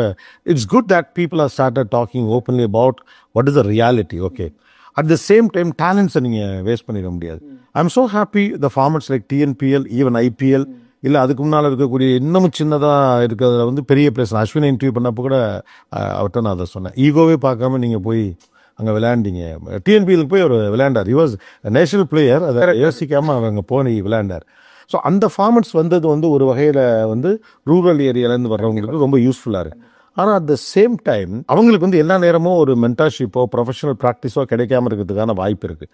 நான் அவங்களுக்கான ஒரு பெஸ்ட் ரெஃபரன்ஸாக வரும்னு பார்க்குறேன். ஓகே, அவங்களுக்கு நீங்கள் என்ன சொல்ல விரும்புகிறீங்க? எனக்கு அகாடமியில் போய் விளையாட வசதி இல்லை, அல்லது அதை பற்றி எக்ஸ்போஷரே கூட இல்லை, ஸ்டில் இன்னைக்கு இருக்கக்கூடிய ஆப்பர்ச்சுனிட்டியில் they can come up or not? கண்டிப்பா சார். இப்போ என்ன கேட்டீங்கன்னா, கிரிக்கெட்ல வந்து எல்லா விதமான இதுவும் இருக்கு. கிரிக்கெட் வந்து இப்போ கிரிக்கெட்ல பேட்டிங் எடுத்துக்கிட்டீங்கன்னா it's a rich man sport. Bat வாங்குறதுக்கு காசு வேணும், பேடு வேணும், அதெல்லாம் எக்ஸ்பென்சிவா இருக்கும். ஆனா போலிங் போடுறதுக்கு காசு தேவை. That's a poor man sport. Bowler வந்து புவர் மேன். ஆனா இந்த டைமென்ஷன் இது வரைக்கும் நான் கேட்டதே இல்லை. கிரிக்கெட்டுக்குள்ளே 2. ஆமா, பேட்டர் வந்து ரிச் மேன் ஸ்போர்ட். ஆமா, அவ்வளோ எக்யூப்மெண்ட்ஸ் அதுவே 1 lakh கிட்ட வந்துடும் சார். எப்படி எங்கேருந்து போய் வாங்குறது? ஸோ நம்ம ஒரு பால் வாங்கிட்டா நீங்க ஃபுல் டேயும் போலிங் போடலாம், அதுலேயே எல்லா ஸ்கில்லும் கற்றுக்கலாம் சார். ஸோ நீங்க சூஸ் பண்றது தான் உங்க கையில தான் இருக்கு. இப்போ எதுவுமே இல்லைன்னா எனக்கு தெரிஞ்சு போலர் ஆயிடுங்க. போலர் ஆயிட்டு அங்கேருந்து நீங்க கண்டிப்பா போலர் ஆனீங்கன்னா, இப்போ T20 மாதிரி இடத்துல உங்களுக்கு இப்போ TNPLலாம் தமிழ்நாடுல எல்லா இடத்துலயும் இருக்கு. எவ்வளோ செலெக்ஷன்ஸ். இப்போ நீங்க பாத்தீங்கன்னா நட்ராஜன், பெரியசாமி இவங்கெல்லாம் அப்படிதான் சார் வந்திருக்காங்க. ஸோ ஸ்கில் நீங்க பிளஸ் உங்களுக்கு கோச்சுக்கு காசு கொடுக்கறதும் தேவை சார். ஏன்னா யூடியூப்லேயே எல்லாமே இருக்கு சார். இப்போ நான் என்ன சொல்லுவேன்னா, ஒரு ரோல் மாடல் சூஸ் பண்ணுங்க. இப்போ நான் வந்து இப்போ ஒருத்தருக்கு வந்து பும்ரா மாதிரி ஆகணும்னு வச்சுக்கோங்க. பும்ராவோட வீடியோஸ் பாருங்க. பும்ரா என்ன பண்றாரு, இந்த பால் என்ன பண்றாரு, இந்த பால் என்ன பண்ணல, யாக்கர் எப்படி போடுறாரு, எப்படி பண்ணுவாங்க, அவரோட கம்பீட் பண்ணுங்க. ஜஸ்பிரீத் பும்ராவோட கம்பீட் பண்ணுங்க. ஒரு 2 years கம்பீட் பண்ணிட்டே இருங்க. நீங்க ஆட்டோமேட்டிக்லி நீங்க தமிழ்நாடுல இருக்கிற எல்லாரோட பெட்டர் ஆயிடுவீங்க. Oh, okay. Automatically. நீங்க because you are competing with Bumrah. Competing with the YouTube video of Bumrah. So this is you are chasing perfection. So when you are chasing perfection, நீங்க எப்பயாவது you will come close. நீங்க பும்ராவோட better ஆவறீங்களோ இல்லையோன்னு தெரியல. But ஆனா உங்களோட கோல் உங்க கண்ணு முன்னாடியே இருக்கு. நமக்கு வந்து இப்போ இன்ஸ்பிரேஷன் நம்ம எங்கேயும் போக தேவையில்ல, நம்ம கையிலேயே ஃபோன்லேயே இருக்கு. ஸோ இப்போ என்ன பார்த்தீங்கன்னா, நான் ரஷீத் கானோட videos day and day out பார்த்துட்டு இருந்தேன். ஸோ ஓகே, எனக்கு என்ன பண்ணோன்னு இவன் பண்றது தெரியுது. ஸோ நான் இது போய் ப்ராக்டிஸ் பண்றேன். இதே மாதிரி பண்ண முடிஞ்சா எனக்கு சக்ஸஸ் கண்டிப்பா கிடைக்கும். இப்போ எப்படின்னா, உங்களுக்கு குருங்கிறது வந்து அந்த காலத்து மாதிரி ஒரு பர்சனா இருக்க தேவையில்ல, போனாவே இருக்கலாம் குரு. ஸோ உங்களுக்கு நீங்க வந்து உங்களோட எஃபர்ட் வந்து உங்களோட இன்வெஸ்ட்மெண்ட் வந்து நீங்களாவே இருக்கலாம். உங்க பாடி தான் உங்களோட இன்வெஸ்ட்மெண்ட். ஸோ அப்படி இருந்தாலே பண்ணலாம், பிரச்சனையே இல்லை. ஸோ இந்த பழைய இதெல்லாம் இப்போ இல்லை. ஒருத்தர் இருக்கணும், அவர் உங்களுடைய கையை எப்படி திருப்புன்னு சொல்லலாம் இல்லை. உங்கள் குருவே யூடியூப் தான் இல்லை. ஆமா. யாருடைய அது என்னோட அட்வைஸ் சார், என்னோட அட்வைஸ் தெரியுது. ஆனா இது ஒரு மெயின் ஸ்ட்ரீம் அட்வைஸ்ன்னு நான் சொல்ல மாட்டேன். எனக்கு இது ஒர்க் அவுட் ஆச்சு. ஆனா எனக்கு ஒர்க் அவுட் ஆனதுல கண்டிப்பா நீங்க ப்ராப்பரா கிளாரிட்டியோட ஒர்க் பண்ணீங்கன்னா கண்டிப்பா நடக்கும். இல்ல இந்த டிஸ்க்ளைமரை நான் வேல்யூ பண்றேன். எனக்கு ஒர்க் அவுட் ஆச்சு, அதனால நீங்க சொல்றேன். ஆனா நான் அதை இன்னொரு பெர்ஸ்பெக்டிவ்ல பாக்குறேன். இது ஏன் நான் உங்ககிட்ட கேட்கறேன்னா, இதெல்லாம் இல்லப்பா நமக்கு அதுக்கெல்லாம் பெரிய கோச் வேணும்ப்பா, நெட்டு வேணும், இது வேணும் அப்படின்னு நினைச்சு சில பேர் டேலண்டட் பீப்புள் வெளில போயிடுறாங்க. But no, you can learn nuances. ஆக்சுவலா இன்டர்நேஷனல் டீம் அப்படி தான் nuances இப்போ லேர்ன் பண்ணி. கண்டிப்பா இந்த டீம் இவர் எப்படி போட்டா போன மேட்ச்ல எப்படி வரும்னு எப்படி போட்டாரு, ஓகே இந்த பால் போட்டான், 7 வேரியேஷன் 4 உள்ள ஒளிச்சு வச்சிருப்பான், இதை போடுவான், அப்படி ஒரு கணக்கு தானே. ஓகே, இப்போ ரீசெண்டா நீங்க நியூசிலாண்டோட விளையாண்டப்போ நாசர் ஹுசேன் செட் இது மாதிரி, ஏன்னா அவர் அவ்வளோ நீங்க நியூசிலாண்டோட விளையாட போறப்ப அவர் வார்ன் பண்றாரு, அவர் கொஞ்சம் டேஞ்சரஸ், நீங்க கவனமா இருக்கணும் அப்படின்னு சொல்லிட்டு. சரி, நாசர் ஹுசேன்லாம் பெரிய லெஜெண்ட். நான் கமெண்ட்ரி பாக்ஸ்ல ஒரு தடவை பார்த்துட்டு ஓடி வாண்ட் அப்படின்னு கேட்டார். அவர் ரொம்ப சிம்பிளா தான் இருக்காங்க. பட் அவர் மாதிரி ஒரு ஆளு நீங்க ஒரு ஷார்டஸ்ட் ஸ்பேன் ஆஃப் டைம்ல உள்ள வந்த ஒருத்தரை அவர் கவனிச்சு அப்படி சொல்றப்போ அப்படி ஃபீல். நீங்க எவ்வளவு மாடஸ்டா வேணாலும் இருக்கலாம், ஆனா உள்ளுக்குள்ள ஒரு மாதிரி இருந்துருக்கும்ல. கண்டிப்பா ஒரு சைட்ல எக்ஸ்பெக்டேஷன்ஸும் என்னடா இவ்வளோ பெரிய நம்மளை இவ்வளோ பெருசா பாக்குறாங்களா, இல்லாட்டி நம்ம உண்மையிலுமே நம்ம அவ்வளோ வர்த்தா இல்லாட்டி ஒரு பின்பம் கட்டமைக்கப்படுதா அப்படின்னு ஒரு டவுட் வருது. இந்த சாம்பியன்ஸ் ட்ராஃபிக்கு முன்னாடி நான் இங்கிலாந்து அகேன்ஸ்டா விளாட்னேன் சீரீஸ், T20 சீரீஸ். ஸோ அதுல மேன் ஆஃப் தி சீரீஸ் நாங்க. ஸோ அதுல அவர் பார்த்துட்டு அதுல அவர் என்கிட்ட பேசி அதுல அவர் இம்ப்ரெஸ் ஆனார். ஓகே நல்லா போடுறான் போலிங்க. அவரோட பேசுறீங்களா நீங்க? என்ன சொன்னாரு? அதான் how do you master all this variation? ஆனால் ஜென்ரலா ஒரு 2 minutes தான். அவர் சொன்னார் யூ ஆர் வெரி இம்ப்ரெசிவ் அப்படின்னு சொன்னார். ஏன்னா அவருமே அவ்வளோ ஓப்பனாக அதை சொல்லியிருக்காரு, நீங்கள் ரொம்ப கவனமாக இருக்கணும் பிகாஸ் அப்படின்னு. அது ரொம்ப முக்கியமான ஒரு ஸ்டேட்மெண்ட்டாக பார்க்க முடியும். இன்னொன்று என்னென்னா, உங்களுக்கு இப்போ 2025 ரொம்ப ஹாப்பியான இயராக தான் இருக்கும் வருணுக்கு. ஆனால் 2021 ஓகே, எந்த கிரவுண்டுலேருந்து யூ டிடன்ட் கெட் அன் ஆப்பர்ச்சுனிட்டியோ அதே கிரவுண்டில் திஸ் வெரி ஓன் கிரவுண்டில் துபாயில் இறங்கி அடி பிரித்து அது, ஏன்னா ஆடியன்ஸ் எல்லாம் அதை தான் ரீகலெக்ட் பண்ணிகிட்டே இருக்காங்க. ஓகே, அந்த இடத்துல தான் அவர் அவரை வேணான்னு சொன்னானுங்க. இன்னைக்கு அந்த இடத்துல தான் மோஸ்ட் வாண்டட் ஆயிருக்காரு அப்படின்னு சொல்லிட்டு. அந்த பர்சனல் ஃபீல் எப்படி இருந்தது சார்? 21 வேர்ல்ட் கப் கொஞ்சம் டார்க்கான டைம் எனக்கு. ஏன்னா டிப்ரெஷனில் இருந்தேன் சார். ஏன்னா என்னடா ஒழுங்காக பண்ண முடியல, என்னை இவ்வளோ ஹைப்பு கொடுத்து டீமில் எடுத்துகிட்டு போனாங்க, ஒரு விக்கெட் கூட எடுக்க முடியல அப்படின்னு இருந்துச்சு சார். அதுக்கப்புறம் ஒரு கண்டினியூஸாக 3 இயர்ஸ் என்ன செலெக்ஷன்லேருந்து எடுத்துட்டாங்க, எதுவுமே இல்லை. ஸோ ஃபஸ்ட்டு டைம் இந்தியாவுக்கு வரதோட இந்த திருப்பி கம்பேக் கொடுக்குறது தான் சார் இன்னும் கஷ்டமாக இருந்துச்சு. ஏன்னா நிறைய விஷயம் என்னை பற்றி மாற்றிக்க வேண்டியதாக இருந்துச்சு. என்னோட டெய்லி ரொட்டீனு, டெய்லி ப்ராக்டிஸு. முதல்லலாம் ஒரு 50 பால்ஸ் தான் ப்ராக்டிஸ் பண்ணுவேன். அதுக்கப்புறம் டபுள் பண்ணேன், எல்லாமே ப்ராக்டிஸ் டபுள் பண்ணேன். ஸோ அந்த மாதிரி ஒரு ஜோனுக்குள்ளே போயிட்டேன் சார். ஆனால் என்னன்னா என்னை திருப்பி கூப்பிடுவாங்களா மாட்டாங்களான்னு கூட தெரியாமல் ஒரு நான் 3rd இயருக்கு அப்புறம்லாம் நினச்சேன் இதுக்கப்புறம் கூப்பிடவே மாட்டாங்கடா, இதுக்கப்புறம் நீ பண்ணுறத பண்ணு அப்படின்னு தான் இருந்துச்சு. பட் ஸ்டில் திருப்பி IPL ஜெயிச்சோம், அதனால எனக்கு ஒரு கால் வந்துச்சு. அதனால ரொம்ப சந்தோஷம் ஆயிடுச்சு. இது ஒன்று நடந்தா when things goes wrong it will go terribly wrong அப்படிவாங்க. அதாவது ஆப்போசிட்டாகவும் பார்க்கலாம். when things works out that works better அப்படின்னு கூட பார்க்கலாம். அவங்களுக்கு ஒரு ஃபால், அடுத்து ஒரு 3 years, அதுக்கப்புறம் பார்த்தீங்கன்னா அந்த தொட்டதெல்லாம் துளங்குங்கிற மாதிரி டக்குன்னு லாஸ்ட் 4 months அவங்க லைஃபோட எவ்வளோ முக்கியமான பீரியடாக பார்க்குறீங்க. ஆமாம் சார், சிலது என்னாலே நம்ப முடியல, என்னடா நம்ம இவ்வளோ நல்லது நடக்குதே அப்படின்னு. இது மனுஷனுடைய இயல்பான ஒன்று. ரொம்ப சந்தோஷம் வந்து அடுத்து இதாக தப்பா நடந்துருமோ அப்படின்ட்டு என்ஜாய் இதுல ஒன்றும் இல்லை, அது take it to the next level. கண்டிப்பா எனக்கும் வரும், என்னடா ரொம்ப பாராட்டுறாங்க அடுத்து அடிப்பாங்களா அப்படின்னு சொல்லிட்டு. பட் என்ன ரெஸ்பான்ஸ் அப்படிதான் சார் ரொம்ப பாராட்டுறாங்களே. ஏன்னா நான் அடி வாங்கியிருக்கேன், எந்த அளவுக்கு அடிப்பாங்கன்னு தெரியும். ஸோ எந்த அளவுல அடிச்சிருக்காங்க சார். 21 வேர்ல்ட் கப்க்கு அப்புறம் த்ரெட் கால்ஸ்லாம் வந்துருக்கு சார். எனக்கு இந்தியா வந்தனா ஒன்று உள்ளே வர முடியாது, அந்த மாதிரி தான் த்ரெட் கால்ஸ்லாம் பண்ணியிருக்காங்க. ஸோ வீட்டு பக்கத்துலலாம் போய் ட்ராக் டவுன் பண்ணி அப்படிலாம் நான் ஒளிஞ்சு அந்த மாதிரிலாம் போயிருக்கு சார். ஸோ என்ன சொல்றீங்க, ஏன் அது மாதிரி ஆச்சுன்னு கேட்குறேன். ஆமாம், பைக்கில் நான் ஏர்போர்ட்லேருந்து வீட்டுக்கு வரும்போது பைக்கில் 2-3 பேர் பார்த்துட்டாங்க சார், ஃபாலோ பண்ணி வர ஆரம்பிச்சிட்டாங்க. ஸோ அப்போ நடந்துச்சு. பட் நான் பெரிய விஷயம்லாம் இல்லை சார், அது நடக்கிறது தான். ஏன்னா ஃபேன்ஸ்லாம் ரொம்ப இமோஷ்னலாக இருப்பாங்க சார் எப்போவுமே. ஸோ அது நடக்கிறது தான் சார். பட் இப்போது அதெல்லாம் நினச்சி பார்க்கும்போது ஓகே சந்தோஷமாக இருக்குது. ஓகே நம்மளை இப்படியும் பார்க்குறாங்க, இவ்வளோவும் பாராட்டுறாங்க அப்படின்னு. இப்போ இந்த 2 எக்ஸ்ட்ரீமையும் பார்த்துட்ட பிறகு உங்களுக்கு ரொம்ப செலிப்ரேட் பண்ணுறது அல்லது உங்களை கொஞ்சம் மரியாதை குறைவாக நடத்துறது, ரெண்டுமே எல்லாம் ஒன்று தாண்டா, ஜெயிச்சா கை தட்டுவாங்க, இல்லைன்னா நம்ம கான்சியஸாக கிரிக்கெட்டை பார்க்கணும் அப்படின்னு தோண ஆரம்பிச்சிருச்சா? இப்போ அப்படி ஆயிடுச்சு. இப்படி ஆயிடுச்சு. இப்போ ஆயிடுச்சு. ஏன்னா ரெண்டு எக்ஸ்ட்ரீமும் பார்த்துட்டேன் சார். ஸோ இப்போ யார் என்ன வந்து இப்போ பெருமையா பேசினாலுமே எவ்வளோ தாழ்த்தி பேசினாலுமே எனக்கு ஓகே, என்னோட வேலை நான் பண்ணிட்டு போறேன், ரிசல்ட் நம்ம கையில இல்லை, நல்லா நடக்கிற வரைக்கும் சந்தோஷம், இல்லைன்னா மூட்டையை கட்டிட்டு வேற ஏதாவது பார்க்க வேண்டியதான், அப்படி அந்த மைண்ட் செட்ல தான் சார். உங்களுக்கு டெஸ்ட் கிரிக்கெட் விளையாடணும்னு ஆசை உண்டா? பிகாஸ் நீங்கள் சொன்ன மாதிரி ஒரு கிரிக்கெட் ஃபெட்டர்னிட்டியை பொறுத்த வரைக்கும் த மோஸ்ட் ப்ரொசீஜியஸ் திங் நீங்கள் ஒரு டெஸ்ட் கிரிக்கெட் விளையாடுறதா, இஸ் அ டெஸ்ட் கிரிக்கெட்டிங் பிளேயர் அப்படிங்கிறது ஒரு பெரிய இது. நீங்கள் அது உங்களுக்கு ஆர்வம்? எனக்கு ஆர்வம் இருக்கு சார். ஆனால் என்னோட போலிங் ஸ்டைல் வந்து டெஸ்ட் கிரிக்கெட்டுக்கு ஏற்ற மாதிரி இல்லை சார். ஏன்னா எந்த வந்து ஆல்மோஸ்ட் மீடியம் பேஸ் மாதிரி நீங்கள் சொன்னீங்க சார். இப்போ டெஸ்ட் கிரிக்கெட்ல கண்டினியூஸா 30 ஓவர் போடணும், 20 ஓவர் போடணும். என்னோட போலிங்ல அது பண்ண முடியாது சார். ஏன்னா நான் ரொம்ப குவிக்கா போடுறதுனால மேக்ஸிமம் என்னால் 10 to 15 ஓவர்ஸ் தான் போட முடியும். ஸோ என்னோட போலிங் வந்து it's not suited for red ball sir. ஆனால் white ball 50 overs and 20 overs தான் சார் இப்போதைக்கு ஃபோக்கஸ் பண்றேன். How you ever regret that நீங்கள் பேஸ் பவுலிங் விட்டுட்டீங்கன்னு? இல்லை சார், அதனால தானே இது பேஸ் பவுலிங் போட்டுருந்தா அங்கேயே கறந்துருக்க வேண்டியதான் சார். நிறைய பேர் இருக்காங்க விக்கெட், அதுவும் தமிழ்நாடுல கொடுக்குற விக்கெட் எல்லாம் ஸ்விங்கே ஆகாது, எல்லாம் ஸ்பின்னர் ஃப்ரெண்ட்லி விக்கெட்ஸ் தான். ஸோ அதனால தான் நீங்கள் தமிழ்நாடுல நிறைய ஃபாஸ்ட் பவுலர்ஸ் பார்க்க முடியாது, ரொம்ப ரேர். இப்போ லக்ஷ்மிபதி நட்ராஜன் இவங்க ரெண்டு பேர் தான். மற்ற ஸ்டேட்லாம் பார்த்தீங்கன்னா நிறைய பேர் இருப்பாங்க. ஸோ இப்போ ஃபாஸ்ட் பவுலிங் விட்டது சந்தோஷம் தான். இப்போ அஸ்வினும் ஃபாஸ்ட் பவுலிங் விட்டு தான் ஸ்பின்னர். ஆமாம். ஸோ நான் அது ஹாப்பியாக தான் சார். இந்த ஐபிஎல் மாதிரியான ஃபார்மேட்ஸ் வந்தது உண்மையிலே வந்து டேலண்ட்ஸ்க்கு ஒரு பெரிய ஸ்பேஸ் கொடுத்துருச்சுன்னு நினைக்கிறீங்களா? நீங்கள் இப்போ ஐபிஎல்ல பார்த்தீங்கன்னா தமிழ்நாடுலேருந்து தான் most number of players playing IPL. More then 14 people from Tamil Nadu for IPL. இந்த டோன்ட் குவிட் அப்படிங்கிற ஒரு வேர்டை பற்றி நீங்கள் என்ன நினைக்கிறீங்க? உங்களை பற்றி பாராட்டி போடுகிறவர்கள்லாம் வாட் இஸ் அ மெசேஜ் நான் வந்து வருண்கிட்டேருந்து எடுத்துக்கிறேன்னா நெவர் குவிட் அப்படின்னு, நீங்கள் அதை எப்படி பார்க்குறீங்க? சரி, எனக்கு அது ரெண்டு விதமாக ஒர்க் ஆகிருக்கு சார். நிறைய விஷயம் நான் குவிட் பண்ணியிருக்கேன், நிறைய விஷயம் குவிட் பண்ணல. அதுக்கு தான் நான் அப்போது சொன்னேன், எது உங்களுக்கு உள்ள ஆத்மார்த்தமாக எது உங்களுக்கு இதுதான் எனக்கு சந்தோஷம் கொடுக்குதுன்னு தெரியுதோ அதை குவிட் பண்ணிடாதீங்க. ஏன்னா உங்கள் சந்தோஷம் அங்கே தான் இருக்குது. ஆனால் சந்தோஷம் இல்லை, உங்களுக்கு அது பிடிக்கலன்னா விட்டுருங்க.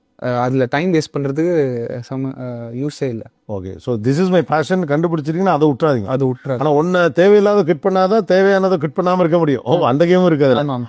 ஓகே, நீங்கள் பேசிக்லி எந்த ஊருக்காரர் நீங்கள்? சார் வளர்ந்தது தான் சென்னை தான் சார். நடுவில் கொஞ்சம் வருஷம் தஞ்சாவூர். அப்பா வந்து கவர்மெண்ட் ஜாப்னால டிரான்ஸ்ஃபர் ஆகிட்டே இருந்தார். ஸோ அப்பா என்ன பண்ணுறாங்க? அப்பா வந்து பிஎஸ்என்எல் ஒர்க் பண்ணுறாரு, பண்ணிட்டு இருந்தார் சார். ரிட்டையர்மெண்ட் ஆயிடுச்சு, பிஎஸ்என்எல் ஒர்க் பண்ணிருந்தாரு. ஸோ அப்போ தஞ்சாவூரில் ஒரு 5 years இருந்தார் சார். ஸோ அப்போ அங்கே கொஞ்ச நாள் இருந்தேன். தஞ்சாவூர்ல படிச்சிருக்கீங்க? இப்போ படிக்கல, அங்கே இருந்து ஆஃப்டர் காலேஜ். இங்க எங்க படிச்சீங்க ஸ்கூல்ல? இங்க வந்து ஸ்கூல் வந்து CLRI ஸ்கூல் 8th வரைக்கும், அதுக்கப்புறம் சென்ட் பேட்ரிக்ஸ், அதுக்கப்புறம் SRM யூனிவர்சிட்டியில ஆர்கிடெக்சர். உங்களுடைய ஆர்கிடெக்சரல் நாலேஜ் ஒன்று இருக்குல்ல, சும்மா மேபி ஒரு இன்ஜினியரிங் பேக்ரவுண்டு கூட உங்களுடைய நுவான்சஸ்க்கு ஒரு சப்போர்ட் பண்ணுதா அப்படின்னு தெரிஞ்சுக்கிறதுக்காக. ஏன்னா அந்த டிசைனிங் அல்லது இந்த வேரியேஷன்ஸு ஆப்ஷன்ஸ் இது பண்ணுறது, ஒரே விஷயத்த 5 மாதிரி 10 மாதிரி அணுகக்கூடிய ஒரு துறை அது இல்லையா? அந்த நாலேஜ், அந்த ஜாமெட்ரிக்கல் ஐடியாஸ்லாம் கூட உங்களுக்கு ஏதோ ஒரு வகையில் இந்த கிரிக்கெட்டுக்கு பயன்படுத்துக்குன்னு நினைக்கிறீங்களா? எந்த மாதிரி நான் சார், எனக்கு ஒருத்தர் இன்ஃபர்மேஷன் கொடுத்தாருன்னா நான் டைரெக்டாக அப்படியே எடுத்துக்க மாட்டேன் சார். அது டவுட் பண்ணுவேன். டவுட் பண்ணி அது கரெக்டாக இருக்கான்னு நானே செக் பண்ணி பார்ப்பேன் சார். ஸோ ஆர்கிடெக்சரில் எனக்கு ஒரு இதான் மெஷர்மெண்ட்டு அதான் மெஷர்மெண்ட்டுன்னு யாராவது சொன்னாங்கன்னா நான் ஒத்துக்க மாட்டேன். நானே போய் மெஷர்மெண்ட் பண்ணாதான் நான் அது ஒத்துப்பேன். ஸோ அந்த மைண்ட் செட் சார். எனக்கு ஒருத்தர் பேட்ஸ்மேன் இப்படி தான் விளாடுவான்னு சொன்னால் இல்லை நானே பார்த்துக்கிறேன் அந்த மாதிரி சார். ஸோ எனக்கு அந்த ஹேபிட் ஆர்கிடெக்சரில் என்ன சார் வந்துச்சு எனக்கு. ஓகே, நான் பார்த்து இது கரெக்டுன்னு எனக்கு கன்வின்ஸ் ஆகணும். ஓகே, ஸோ ஒரு இன்ஃபர்மேஷன் கிடைச்சிருக்குன்னா ஜஸ்ட் லைக் தட் யூஸ் பண்ணிட்டு போகாமல். ஆமாம். ப்ராப்ளம் நான் நினச்சேன் ஒரு டெக்னிக்காலிட்டி உங்களுக்கு ஆர்கிடெக்சர்லேருந்து கிடைச்சிருக்குன்னு நினச்சேன். பட் ஆட்டிடியூட் அதுலேருந்து கிடைச்சது. உங்கள் பேஸில் நீங்கள் ஒரு 26 வயசில் கிரிக்கெட்டுக்கு வர்றீங்கள, அதுக்கு முன்னால் நல்லா படித்து ஒரு ஆர்கிடெக்சரில் இருந்த ஒரு கம்பெனி தொடங்குறீங்க, ஃபெயிலியர் ஆகுது. ஜென்ரலாக அந்த மாதிரி டயத்தில் என்ன பண்ணுவாங்கன்னா, அப்போ ஒழுங்காக மறுபடியும் வேலைக்கு பார்ப்பா, ஏன்ப்பா தேவையில்லாமல் வேலை இழுத்து போட்டுக்கிட்டு இருக்க அப்படிமா. நீங்கள் அதுலேருந்து சம்மந்தமே இல்லாமல் இன்னொரு ரிஸ்க்குள்ளே வந்திருக்கீங்க. ஏன்னா அதுக்கு என்ன நடக்க போகுது அதுக்கு தெரியாது. இப்படி ஒரு நீங்கள் ஃபேஸ் பண்ணுறப்போ உங்கள் ஃபேமிலி என்ன சொன்னாங்க? சார் ஃபேமிலி எப்பவுமே அப்பா அம்மா பயங்கர சப்போர்ட்டிவ் சார். இப்போ 26 வயசுல ஒரு பையன் சும்மா வீட்டில் இருந்தால் உங்களுக்கு என்னடா பண்ணுற சும்மாவே வீட்டில் உட்காந்துருக்க, என்னடா சும்மா யோசிச்சுட்டு இருக்க, விட்டத்தை பார்த்துட்டு அந்த மாதிரி அவங்களுக்கு தோணும். அப்போ கேட்பாங்க எதாவது பண்ணுறா. நானும் சொல்லுவேன், அப்பா நான் பார்த்துக்கிறேன்ப்பா, நீ சும்மா இருப்பா, அந்த மாதிரி தான் சொல்லிட்டு இருந்தேன். ஸோ எப்போ நான் ஃபர்ஸ்ட் என்னோட மேட்ச் டிவியில் வந்துச்சோ அப்போ தான் அவங்களுக்கு புரிஞ்சுது, ஓகே இவன் ஏதோ தெளிவான பாதையில தான் போயிட்டு இருக்கான் அப்படி. ஓகே, நான் உங்கள் இன்ஸ்டாகிராம் வீடியோஸ்லாம் பார்த்தேன். நீங்கள் பால் போடாமலே நீங்கள் ஸ்பின்னர் எப்படி ப்ரூவ் பண்ணீங்கன்னு ஒரு வீடியோ ஒன்று போட்டிருந்தீங்க. அதுல வந்து இந்த காயினை சுத்தி வர்றது, அப்புறம் சேரை சுத்தி வர்றது, அப்புறம் ஒரு பொண்ணை அப்படி பொண்ணு ஒய்ஃப் சார் அது. ஒரு கொஸ்டின் எப்படி சுத்தி வர்றதுன்னு வர்றோம். So I just want to know about your family. That's ஏன்னா ஜென்ரலா நீங்க பெரிதாக அதை பத்தி பேசியது இல்லை சார். ஒய்ஃப் வந்து ஆர்கிடெக்சர் டைம்ல மீட் பண்ணேன் சார். ஸோ ஆர்கிடெக்டா இருக்கும்போது அவங்க வந்து ஒரு ஆர்கிடெக்சரல் ஈவெண்ட்டுக்கு டிஜிட்டல் மார்க்கெட்டரா வந்திருந்தாங்க. ஸோ அங்க பார்த்து மீட் பண்ணது தான் சார். அப்போ அதுக்கப்புறம் அவங்க மீட் பண்ணிட்டு டேட் பண்ணிட்டு இருந்தோம் ஒரு 2 years, ஒரு 2 months. அதுக்கப்புறமே நான் அந்த ஆர்கிடெக்சர் வேலையை விட்டுட்டேன். அதுக்கப்புறம் அவங்க கிட்ட சொன்னேன், எனக்கு செட் ஆகாது, எனக்கு வேலையும் இல்லை, என்னை நம்பிலாம் நீ வராத, இது செட்டே ஆகாது அப்படின்னு சொன்னேன். அவங்க தான் எனக்கு கான்ஃபிடன்ஸ் கொடுத்தாங்க. நீ கிரிக்கெட் ஆடு, பார்த்துக்கலாம், எவ்வளோ ஒரு 5,000 6,000 சம்பாதி, பார்த்துக்கலாம், வீடை ஓட்டலாம், நான் ஒரு 15,000 சம்பாதிக்கிறேன், 20,000 பார்த்துக்கலாம் அப்படின்னு அவங்க தான் கொஞ்சம் கான்ஃபிடன்ஸ் கொடுத்தாங்க. Okay. So how long did you date and 2016 meet பண்ணேன் சார் அவங்க. நான் 2017 மிட்ல தான் கிரிக்கெட்டே ஆரம்பிச்சேன். ஸோ அப்போத்துலேருந்து இப்போ 2025 வரைக்கும் all going good. when did you get married ன்னு கேட்குறேன். 2020 தான். ஸோ அது வரைக்கும் நீங்க வந்து 5 years. ஐயோ, ஆக்சுவலாக வீட்டை விட ரொம்ப முக்கியம் இப்போ அவங்க தாங்க. ஏன்னா மோஸ்ட் குரூஷியல் பீரியடு. ஆமாம். அது இன்னைக்கு வந்து ஒரு கேரண்டீடு ஃபியூச்சர் இருக்க ஒருத்தரை தான் தேடக்கூடிய ஒரு காலகட்டத்துக்கு வந்துட்டோம். கரெக்ட். பட் அவங்க எப்படி இவ்வளோ தூரம் உங்களை என்கரேஜ் பண்ணிட்டு வந்தாங்க? அவங்களும் ரொம்ப டஃப்பான பேக்ரவுண்ட்ல இருந்தா சார் வராங்க. ரொம்ப வசதியான குடும்பம்லாம் இல்லை. ஸோ அதனால தான் அவங்களும் சொன்னாங்க, நான் அவங்க வந்து 15,000 சம்பாதிச்சிருந்தாங்க, நம்ம நீ ஒரு எவ்வளவு முடியுதோ சம்பாதி, ஒன்ன பாத்துக்கிற அளவுக்கு சம்பாதிச்சுக்கோ, என்ன கூட நீ பாத்துக்க தேவையில்ல, நம்ம பாத்துக்கலாம் அப்படின்னு தான் சொன்னாங்க. ஸோ அதான் எனக்கு ஒரு கான்ஃபிடன்ஸ் கொடுத்தது சார். ஆமா. Okay, very nice. ஆக்சுவலா ஏன்னா அந்த பீரியட் வந்து ஸோ நீங்க திருமணம் செய்யறப்ப இன்டர்நேஷனல் கிரிக்கெட் வந்துட்டீங்க. திருமணம் செய்யும் போது ஒரு வருஷம் ஐபிஎல் ஆட்டு. ஆமா. அப்போ அதான் அந்த சேஞ்ச் எல்லாம் அவங்களுக்கும் டிஃப்ரெண்டா இருந்துச்சு. என்னடா நான் மீட் பண்ணும்போது ஆர்கிடெக்டா இருந்தான், இப்போ கல்யாணம் பண்ணும்போது கிரிக்கெட்டரா இருக்கான் அப்படின்னு. அதெல்லாம் அவங்களுக்கும் கொஞ்சம் டிஃப்ரெண்டா தான் சார். ஸோ மாமனார் வீடு எந்த ஊரு? அவங்க வந்து மும்பை சார். மும்பைக்காரங்க. ஓகே. அவங்க எப்படி ஒத்துக்கிட்டாங்க? அதுவும் மும்பைலாம் இன்னமும் எப்போ என்ன பண்ற, எவ்வளோ பேமெண்ட்டு பேசி பெருமை இல்லை சார். அவங்க வந்து ரொம்ப ஹம்பிள் ஃபேமிலி வராங்க. அவங்க ஓகே தான் சார். அவங்க பெருசா எதுவும் சொல்லிங்க. அவளும் அவ என்ன முடிவு எடுக்கிறா வீட்டில் அவங்க ஒத்துக்கிட்டாங்க சார். நீங்க பெரிய விஜய் ஃபேனா? ஆமா சார், ரொம்ப பிடிக்கும். சினிமாலாம் ட்ரை பண்ண? ஆமா, அந்த காலகட்டத்தில் அப்போ விஜய் இப்போ எந்த ஸ்கிரிப்ட்லாம் 2-3 எழுதிருக்கேன் சார். ஸோ அது எழுதுனது எல்லாமே அவர் மைண்ட்ல வச்சுதான். ஸோ விஜய்க்கு உங்க ஸ்கிரிப்ட் இருக்கு, அவர் தான் இப்போ போயிட்டாரு. அந்த டயத்துல வந்து அவருக்காக ஸ்கிரிப்ட்லாம் எழுதுவாங்க. Okay. And I heard that நீங்க டாட்டூலாம் அவரோட இது இங்க இருக்கு சார். அப்படியா? எந்த படத்தோடது அது? தலைவாவோடது. ஓகே. அது இப்போ ரீசெண்டாக வைரல் ஆச்சுல. ஓகே. அவ்வளோ என்ன விஜய் மேலே உங்களுக்கு பிரியம் பிடிச்சது சார்? எப்போ அந்த டைம்ல தளபதியா அந்த மாதிரிலாம் போயிடுச்சு சார். ஸோ அந்த மாதிரி சார். என்னோட கேங்லேயே ஒரு 3 பேர் அஜித் ரசிகர், ஒரு 3 பேர் விஜய் ரசிகர், அந்த மாதிரி சார். ஓகே. ஒரு கிரிக்கெட்டுக்குள்ளேயே வந்து பார்த்தீங்கன்னா அதுலேருந்து வேற ஒரு டைமென்ஷன் எடுக்கிறாங்கன்னா எப்படி எடுப்பாங்க அப்படின்னா, ஒரு அகாடமி ஆரம்பிப்பாங்க, இது பண்ணுவாங்க. ஏன்னா அவங்க ஸ்ட்ரீம் ஃபுல்லாக கிரிக்கெட்டாக இருக்கும் இல்லையா? அப்போ உங்கள் ஸ்ட்ரீம் எடுத்துட்டா சினிமா இருக்குது, இந்த பக்கம் ஆர்கிடெக்சர் இருக்குது, இடையில கிட்டார் வேறு இருக்குது. ஓகே. நீங்கள் இனி ஃபுல்லாக எது இருக்க போகுது சார்? கிரிக்கெட் விட்டதுக்கப்புறம் கிரிக்கெட் சைடுக்கே வர மாட்டேன் சார். நான் கிரிக்கெட் விட்டதுக்கப்புறம் ரிட்டையர் ஆனதுக்கப்புறம் கண்டிப்பாக ஃபஸ்ட்டு என்னோட ஸ்டெப் வந்து ஒரு படம் எடுக்கணும். அது வந்து ஏதாவது ஒரு சின்ன ஹீரோ வச்சு ஒரு படம் எடுக்க, அதான் சார் மைண்ட் செட்டு. நான் அதான் சார் என்ன சொல்லுவேன்னா, லைஃப் வந்து ஒரே லைஃபு, ரொம்ப நமக்கு டைம் இருக்கு, எல்லாமே ஒரே பேக்ல போட்டால், நம்மளோட ஃபுல் எஃபர்ட்டும் ஒரே பேக்ல போட்டால் அது வந்து கஷ்டம் சார். ஏன்னா ஒரு மொனாட்டனி வந்துடும், என்னடா ஒன்று பண்ணிட்டு இருக்கோம். ஸோ நிறைய விஷயம் பண்ணலாம் சார் லைஃப்ல, அவ்வளோ டைம் இருக்கு சார். காலையில் ஏஞ்சிட்டு ஆஃபீஸ் போயிட்டு வந்துட்டும் ஒரு டைம் இருக்கும், எல்லாத்துக்கும் டைம் இருக்கும். ஸோ நிறைய விஷயம் பண்ணலாம். ஒரு விஷயம் மட்டும் பண்றது வந்து எனக்கு பிடிக்காது sir. So once you retire from cricket, cinema is your path. ஆமா, நான் இப்போவும் I'm currently doing architecture and அப்பப்போ டச் பண்ணிட்டே தான் இருக்கு. ஆமாம். ஸோ அதான் சார். ஸோ அது ஒரே விஷயம் பண்றது வந்து போர் அடிச்சிடும் லைஃப். நமக்கு எப்பவுமே ஒரு 2 or 3 டிஃப்ரெண்ட் இடத்துல நம்மளை எக்ஸ்ப்ளோர் பண்ணிட்டே இருக்கணும் சார். ஏன்னா life is too big to put it in one bag sir. So apart from cricket வேறு என்னென்ன விஷயங்கள்லாம் உங்களுக்கு பிடிக்கும்? என்ன மாதிரி புக்ஸ் படிப்பீங்க? அதான் சார், எனக்கு ஓஷோவோட புக்ஸ் ரொம்ப பிடிக்கும் சார். ஏன்னா ரொம்ப ஸ்பிரிச்சுவலாக எனக்கு ரொம்ப கனெக்ட் ஆகும் சார் அவரோட புக்ஸு. அது இல்லாமல் ஆர்கிடெக்சர் மூவிஸ், அதுவும் சைட் பை சைட் சார். நிறைய மூவிஸ் பார்ப்பேன், மலையாள மூவிஸ் ரொம்ப நிறைய பார்ப்பேன் சார். அது இல்லாமல் எனக்கு காஸ்மாலஜி ரொம்ப பிடிக்கும். பிளானட்ஸு, இந்த ஆஸ்ட்ராய்ட்ஸு எப்படி வருது, என்ன வருது, அதெல்லாம் ரொம்ப பிடிக்கும் சார். தமிழில் இப்போ ரீசெண்டாக நீங்கள் பார்த்த படம் என்ன? தமிழில் ரீசெண்டாக ரப்பர் பந்து பார்த்தீங்களா? ரப்பர் பந்து பார்த்தேன். ரப்பர் பந்து ப்ரிவியூக்கே போனேன் சார். தெரிஞ்சவங்க மூலியமா போய் பார்த்தேன் சார். ரொம்ப ரொம்ப பிடிச்சது. சூப்பர். கிட்டத்தட்ட உங்க கதை மாதிரி இல்ல, அது ஒரு டென்னிஸ் பால் மாதிரி ஒரு லப்பர் பந்தில் ஆரம்பிச்சு அஃப்கோர்ஸ் அது அங்கேயே முடிஞ்சிடும் அப்படின்னாலுமே கூட ஜீவா கிட்டத்தட்ட உங்க கதைன்னு சொல்லலாமா? ஆமா சார். அப்போ நான் கிரிக்கெட்டே விளையாடல, பட் அது வந்து ஐபிஎல் ஒரு ஆஸ்பைரிங் கிரிக்கெட்டர் வந்து எப்படி ஐபிஎல் போறாங்கிற கதை. ஆமா சார், அதுவும் சிமிலர் தான், வெரி சிமிலர் தான், கொஞ்சம் அதே மாதிரி படிப்படியா. இது டைரக்டர் சுசீந்திரனே ட்வீட் பண்ணியிருந்தாரு நான் ஐபிஎல் செலக்ட் ஆனதுக்கு அப்புறம், கங்க்ராட்ஸ் டு வருண் அப்படின்னு. அண்ட் லைஃபோட பிகெஸ்ட் philosophy நீங்க எதை நினைக்கிறீங்க சார்? என்ன கேட்டீங்கன்னா, always take the toughest path. As in easy பார்த்து எடுக்காதீங்க. ஈஸி பார்த்து எடுத்தா அங்கே உங்களுக்கு கிடைக்கிற சக்ஸஸ் வந்து ரொம்ப டெம்பரரியாக தான் இருக்கும். இந்த லாங்கஸ்ட் இந்த டஃபஸ்ட் பார்த்து தான் ரியல் பாத். ஏன்னா எதுவுமே ஈஸியாக இருக்க போதில்லை, உங்களுக்கு ரியல் சக்ஸஸ் அங்கே தான் கிடைக்கும். அந்த சக்ஸஸ் தான் it will last longer and it will fulfil all your struggle. So அது வந்து ரொம்ப இம்பார்ட்டண்ட்டான லெசன் எனக்கு தெரிஞ்சு. ஷார்ட் கட் எடுக்கணும்னா எப்படி வேணால் எடுக்கலாம் சார், பட் டஃபஸ்ட் பார்த்து எதுன்னு பார்த்து நம்ம எடுக்கணும் சார். இப்போ நீங்கள் உங்கள் கெரியர் முழுக்கவே சோஃபார் இப்போ வரைக்குமே ஒரு அப் ஒரு டவுன் ஒரு அப், உங்கள் கிராஃப் வந்து இப்படி போயவே இல்லை. அதாவது கொஞ்சம் தூரம் போயெல்லாம் கீழே விளையில, மேலே போய் பட்டார்னு கீழே, but you prove again. Yes. Okay, இந்த கன்விக்ஷனை நீங்கள் எந்த எக்ஸ்பீரியன்ஸ்லேருந்து எடுத்துகிட்டு வரீங்க? இல்லை அது உங்களை சுற்றி இருக்கக்கூடிய நீங்கள் படிக்கிற விஷயங்கள் பார்க்குற விஷயங்கள்லேருந்து அதை லேர்ன் பண்ணிக்கிறீங்களா? இப்போ ஃபர்ஸ்ட் எப்படின்னா வேற வழி இல்லை சார், வேற வழி இல்லை, வேற வழி இல்லை. பட் எனக்கு உங்கள் நேர்மை பிடிச்சிருக்கு. ஏன்னா இதுக்கு ஒரு தத்துவார்த்தமான விளக்கம்லாம் கொடுக்காம வேற வழி இல்லை இருந்து தான் அந்த கன்விக்ஷனோட. ஏன்னா 26க்கு அப்புறம் நான் திருப்பி கிரிக்கெட்டில் ஃபெயில் ஆகிட்டேன்னா வேற எதுவுமே பண்ண முடியாது சார். ஸோ இதுலேயே முட்டி மோதி ஏதாவது பண்ணியா, ஸோ அந்த கடைசியில் கடைசி எண்டு போய்ட்டா நத்திங் டு லூஸ் சார். அதான் சொன்னாங்க, நத்திங் டு லூஸ். இதுக்கப்புறம் என்ன கிடைக்குதோ எனக்கு சந்தோஷம் தான். ஸோ அந்த மைண்ட் செட்டுக்குள்ளே போயிட்டீங்கன்னா இந்த தத்துவம்லாம் தேவைப்படாது சார். நமக்கு சர்வைவல் தான் ஆயிடுச்சுன்னா எதுவும் தேவைப்படாது சார். ஓகே, நெக்ஸ்ட் ஜென்ரேஷன் கிரிக்கெட்டர்ஸ்க்கு what you want to say? Not as an advice, probably ஒரு ப்ரொஃபஷனல் இன்புட் மாதிரி கூட நீங்கள் கொடுக்கலாம். கண்டிப்பாக இப்போ இருக்கிற லீக்ஸ்லாம் பாருங்கள், T20 leaks, one day leaks என்ன ட்ரெண்டில் இருக்குன்னு பாருங்கள். இப்போ நிறைய பேர் பிஹைண்ட் த பால் கிரிக்கெட் தான் சொல்லி கொடுக்குறாங்க இப்போ. ஆனால் இன்டர்நேஷனல் லெவலில் பிசைட்ஸ் த பால் மாறிட்டாங்க நிறைய பேர்.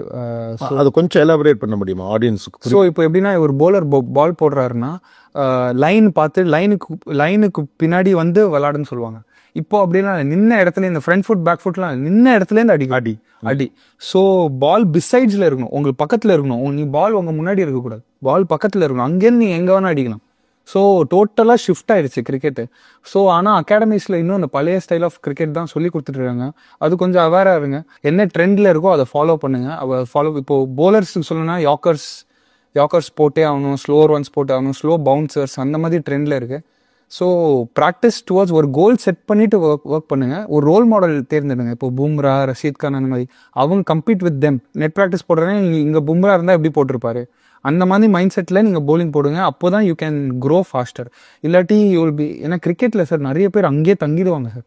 ஒரு இடத்துல விளாட்றாங்கன்னா அங்கேயே இருந்துருவாங்க. இப்போ 4th டிவிஷன் ஆடுறாங்க, 5th டிவிஷன் ஆடுறாங்கன்னா அங்கேயே காலகாலமாக அங்கேயே இருந்து அப்படியே ஸ்டாக்னேட் ஆயிடுவாங்க சார். ஸோ அதை தாண்டி வரத்துக்கு இது பண்ணி ஆகும். ஸோ அப்டேஷன்ஸ் வந்து ரொம்ப ஷார்ட் பீரியட்லேயே வந்துட்டு இருக்குன்னு நினைக்கிறீங்களா? ஆமாம், நிறைய மாறிடுச்சு சார். கேம் ஆஃப் கிரிக்கெட் மாறிட்டே இருக்குல்ல, நிறைய மாறி. முன்னாலாம் வந்து ஒரு டீம் வந்து ஒரு கேம் ஆஃப் கிரிக்கெட்டோடைய டோன் அண்ட் ஸ்டைலை மாற்றும். இப்போ இண்டிவிஜுவல்ஸ் நிறைய மாற்றுறாங்கன்னு நினைக்கிறீங்களா?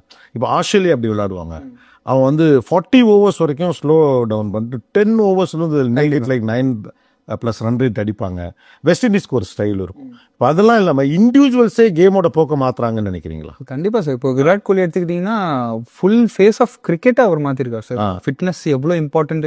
இப்போ நீங்கள் வந்து ஒரு சின்ன பையன் ஸ்கூல் படிக்கிற கிட்ட போய் கேட்டாலும் எனக்கு விராட் மாதிரி ஆகணும், விராட் மாதிரி நான் ஹார்ட் ஒர்க் பண்ணேன்னா நான் விராட் கோலி மாதிரி ஆக சான்ஸ் இருக்குன்னு அவங்களுக்கு புரியுது.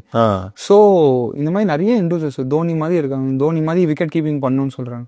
ஸோ இந்த மாதிரி நிறைய கேம் சேஞ்சர்ஸ் இருக்காங்க சார். ஸோ இவங்க என்ன பண்ணுறாங்கன்னு பாருங்க. நீங்கள் இவங்களை அட்மையர் பண்ணுறதோட அவங்க கிரிக்கெட்டில் மேட்ச்சில் என்ன பண்ணுறாங்கன்னு ஃபாலோ பண்ணுவாங்க. இந்த பால் என்ன பண்ணுறாரு, இந்த பால் என்ன பண்ணல, அவர் ஸ்டைல் டெக்னிக் என்ன பண்ணுறாரு, அதை ஃபாலோ பண்ணுங்க தவிர மற்றதெல்லாம் ஃபாலோ பண்ணுறது வந்து நீங்கள் ஃபெனட்டிக்காக மாறிடுவீங்க. நீங்கள் வந்து பட் ப்ராப்பராக என்ன டெக்னிக்காலிட்டிஸை ஃபாலோ பண்ணால் இன்னும் பெட்டராக இருக்கும்னு சார். பேசிக்கலி அவரோட அட்மையராக இருக்கிறத விட அவர் என்ன பண்ணுறாருங்கிறத அப்சர்வ் பண்ணுறவராக இருக்குது.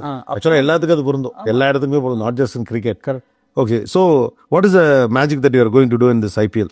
ஏன்னா சாம்பியன்ஸ் டிராஃபியோடைய அந்த ஹேங்கோவர் ஒன்று அப்படியே இருக்கு, வரும். அஃப்கோர்ஸ் அது உங்களுக்கு ப்ரெஷராக இருக்கும், எங்களுக்கு தெரியுது, பட் எங்களுக்கு ஜாலியாக இருக்கு. ஏன்னா அடுத்தவரே IPL வந்து ரொம்ப ப்ரெஷர் தான் சார். ஃபர்ஸ்ட் மேட்ச் வர ஆர்சிபியோட விளாட்றோம், ஃபர்ஸ்ட் மேட்ச் ஆஃப் ஐபிஎல், கண்டிப்பாக ப்ரெஷர் இருக்கும். பட் ஸ்டில் ஒரு வேரியேஷன் ஒர்க் பண்ணுறேன், அது ட்ரை பண்ணலான்னு இருக்கேன். வந்தால் சந்தோஷம், வரலன்னா அடுத்த வருஷம் திருப்பி ட்ரை பண்ணேன். ஒரு வேரியேஷன் ஐபிஎல்லுக்காக ஒர்க் பண்ணிட்டு இருக்கேன். Okay okay okay. ஐபிஎல் டீம்ஸை பொறுத்த வரைக்கும் எது உங்களுக்கு ரொம்ப டஃப்பான டீமாக தோணுது? எனக்கு ராஜஸ்தான் ராயல்ஸ். ராஜஸ்தான் தான். ஆமாம், ஏன்னா அவங்க வந்து கொஞ்சம் மற்ற டீம் கம்பேர் பண்ணால் அவங்க வந்து கொஞ்சம் டிஃப்ரெண்ட்டான கிரிக்கெட் விளாட்றாங்க சார். ரொம்ப அக்ரெசிவான கிரிக்கெட். ஸோ அவங்களோட பேட்டிங் பார்த்தீங்கன்னா சஞ்சு சாம்சன், எஸ்எஸ்வி ஜெய்ஸ்வால், ரியான் பராக், துருவ் ஜுரேல், அவங்கெல்லாம் பயங்கர அக்ரெசிவாக விளாட்ற players. So summer team sir. அப்புறம் எஸ்ஆர்ஹெச்சும் லாஸ்ட் 2 இயர்ஸாக பயங்கரமாக விளாட்றாங்க. இந்த டிராவிஸ் ஹெட், அபிஷேக் சர்மா. ஆமாம், பிக் பிளேயர்ஸ் இருக்காங்க. What about CSK? How do you rate CSK? CSK பிச்சுனால சார் எப்பவுமே ஹை ஸ்கோரிங்காக இருக்காது, பட் செம்ம டீம் சார். இப்போ சிவம் டூபே இருக்காரு, தோனி இருக்காரு, ஜடேஜா இருக்காங்க, ரித்துராஜ், இவங்கெல்லாம் பயங்கர சூப்பர் பிளேயர்ஸ் ஆஃப் ஸ்பின் இவங்க தான். ஸோ உங்களுக்கு ஆஸ் அ ஸ்பின்னரா எந்தெந்த பிளேயர்ஸ், ஒரு fan point of view question தான், இந்தந்த விக்கெட்டை தூக்கணும். ஃபைனலி நம்ம என்ன சொன்னாலும் ரெக்கார்டு கடைசியில் என்ன பிரச்சனை, இப்போ 9 விக்கெட்ஸையுமே ஏன் ரொம்ப முக்கியமானதாக பார்க்குறாங்கன்னா அதில் 3 தலை பெரிய தலை. ஓகே, ஏன்னா அது கேம் சேஞ்சர். அவங்க உள்ள இருந்திருந்தாங்க. Why you become a game சேஞ்சர்னா அந்த விக்கெட்டை நீங்கள் எடுத்ததுனால இவர் த கேம் சேஞ்சர். ஏன்னா இருந்திருந்தா தான் அவர் கேம் சேஞ்சர். ஸோ அப்போ யார் விக்கெட்டுங்கிறது இருக்கு. ஒரு சச்சின் விக்கெட்டை தூக்கணும்னா ஃபுல்லாக எல்லாரும் வெயிட் பண்ணிட்டு இருப்பாங்க. அதே மாதிரி தான் ஒவ்வொன்றும் இருக்கும். ஸோ அந்த மாதிரி உங்களுக்கு இவங்க விக்கெட் எனக்கு முக்கியம் அப்படின்னு ஒரு ஆசை இருக்குல்ல, என் கரியரில் இவங்க விக்கெட் நான் எடுக்கணும்னு நினைப்பீங்கல்ல? கண்டிப்பாக. எஸ்ஆர்எஸ்ல கிளாசன் ஒருத்தர், கிளாசன். அப்புறம் எல்எஸ்ஜியில் Nicholas Pooran, West Indies. South Africa. ஆமாம், மும்பை இந்தியன்ஸ்ல ஃபுல் எல்லாரும் சார், டாப்லேருந்து பாட்டமா அவங்க எல்லாரும் செம்ம பிளேயர். ஆமால, அவங்க எல்லாரும் அவங்க டேனா மேட்சை முடிச்சு விட்டுருவாங்க, அந்த மாதிரி ஆளுங்க சார். ஓகே, நீங்கள் ஒரு வின்னிங் வைப்லேருந்து போகிறீங்க, இது உங்களுக்கு ப்ரெஷராக இருக்கா இல்லை ஒரு அந்த ஃப்ளோ ஒரு ரித்தம் எடுத்துகிட்டு போகிறதுக்கு கொஞ்சம் ஈஸியாக இருக்கும்னு நினைக்கிறீங்களா? சரி, எப்படி பார்த்தாலும் ப்ரெஷர் இருக்கும் சார். நான் வந்து என்ன பண்ணாலும் எல்லா மேட்சும் ப்ரெஷர் இருக்கும். கண்டிப்பாக ரிதம் இருக்குது. அது ஒரு இப்போ நிறைய கிரிக்கெட் விளையாடுனால ஒரு ரிதம் இருக்குது சார். ஆனால் ப்ரெஷர் என்ன பண்ணாலும் ப்ரெஷர் இல்லாமல் ஒரு மேட்ச் இருக்காது. ஓகே, ஆமாம். உங்கள் லைஃப்பில் கம்பீர் எவ்வளோ இம்பார்ட்டன்ட் நினைக்கிறீங்க? கம்பீர் அண்ட் தினேஷ் கார்த்திக். சார், தினேஷ் கார்த்திக் வந்து ஃபஸ்ட்டு எனக்கு ஒரு ரெக்கக்னிஷன் கொடுத்தது த்ரூ ஹிம் சார். கேகேஆரில் அவர் மூலியமாக தான் எடுத்தாங்க. கம்பீர் எப்படின்னா, இப்போது ஐபிஎல் விளையாடி ஜெயிச்சதுக்கப்புறம் போன வருஷம் அவர் தான் மென்டாராக இருந்தார். என்னோட கம்பேக்கு ஹெல்ப்ஃபுல்லாக இருந்தார் சார். ஏன்னா அவர் சொன்னார், இவன் ஐபிஎல் எங்கள் டீமுக்கு நல்லா பண்ணியிருக்கான், இந்தியன் டீம்லேயே நல்லா பண்ணுவான்னு நம்புறேன்னு எடுத்தார் சார். அந்த மூலியமாக எடுத்தார் சார். ஆமாம். ஓகே, இங்கே கிரிக்கெட்டு இங்கே உங்களோட விளையாண்ட நண்பர்களாக இப்போ என்ன சொல்கிறாங்க? உங்களோட டென்னிஸ் பால் விளையாண்ட ஃப்ரெண்ட்ஸ் இருப்பாங்க, ஏரியா ஃப்ரெண்ட்ஸ் இருப்பாங்க, கல்லி கிரிக்கெட் ஃப்ரெண்ட்ஸ் எல்லாம் இருப்பாங்கல்ல, அவங்களாம் எவ்வளோ இப்போ ஹாப்பியாக ஃபீல் பண்ணுவாங்க? ரொம்ப சந்தோஷமாக டெய்லி மெசேஜ் பண்ணுவாங்க சார். ஏதாவது மேட்ச் நல்லா பண்ணேன்னா மெசேஜ் பண்ணுவாங்க, ஒழுங்காக பண்ணலன்னா அனுப்புவாங்க. ஒரு 300-400 லைன் அனுப்புவாங்க, இது பண்ணலாம், அது பண்ணலாம், இது பண்ணலாம், அது பண்ணலான்னு. ஸோ அவங்க எல்லாருக்கும் அவங்க ஜெயிச்ச மாதிரி ஒரு ஃபீல் இருக்கும்ல? கண்டிப்பாக sir. Okay, so nice. It's a good interaction. More then an interview, it is நிறைய விஷயங்கள் ரொம்ப ஓப்பனாக பேசுனீங்க வருண். சில விஷயங்களை வச்சு தான் வந்து சில அடையாளங்களை முன்னிறுத்த முடியுது. அதில் ஒன்று கிரிக்கெட். இந்த நம்ம சென்னையிலேருந்து என்ன ப்ரொடியூஸ் ஆகுது, சென்னையிலேருந்து என்ன டேலண்ட் வெளியில் வருது, இதெல்லாம் தான் ஒரு ஐடென்டிட்டியாக பில்ட் ஆகுது. தென் பில்ட் அ பிக் கான்ஃபிடென்ஸ். எங்கே வந்து மற்ற கிரிக்கெட்டர்லேருந்து வருண் ஒன் ஸ்டெப் வேறு மாதிரி இருக்காருன்னா, நீங்கள் வந்து அகாடமி போகாமலும் அல்லது ஒரு கோச்சிட்ட போகாமலும் கூட நீங்கள் இன்டர்நேஷ்னல் மேட்சஸ் விளையாட முடியுங்கிற ஒரு புது பார்வையை நீங்கள் உருவாக்கியிருக்கீங்க. Way to go, best wishes for IPL. Looking for that the magic that you are working on. Best wishes. Thank you so much. Good luck. My Super. pleasure, Thank you.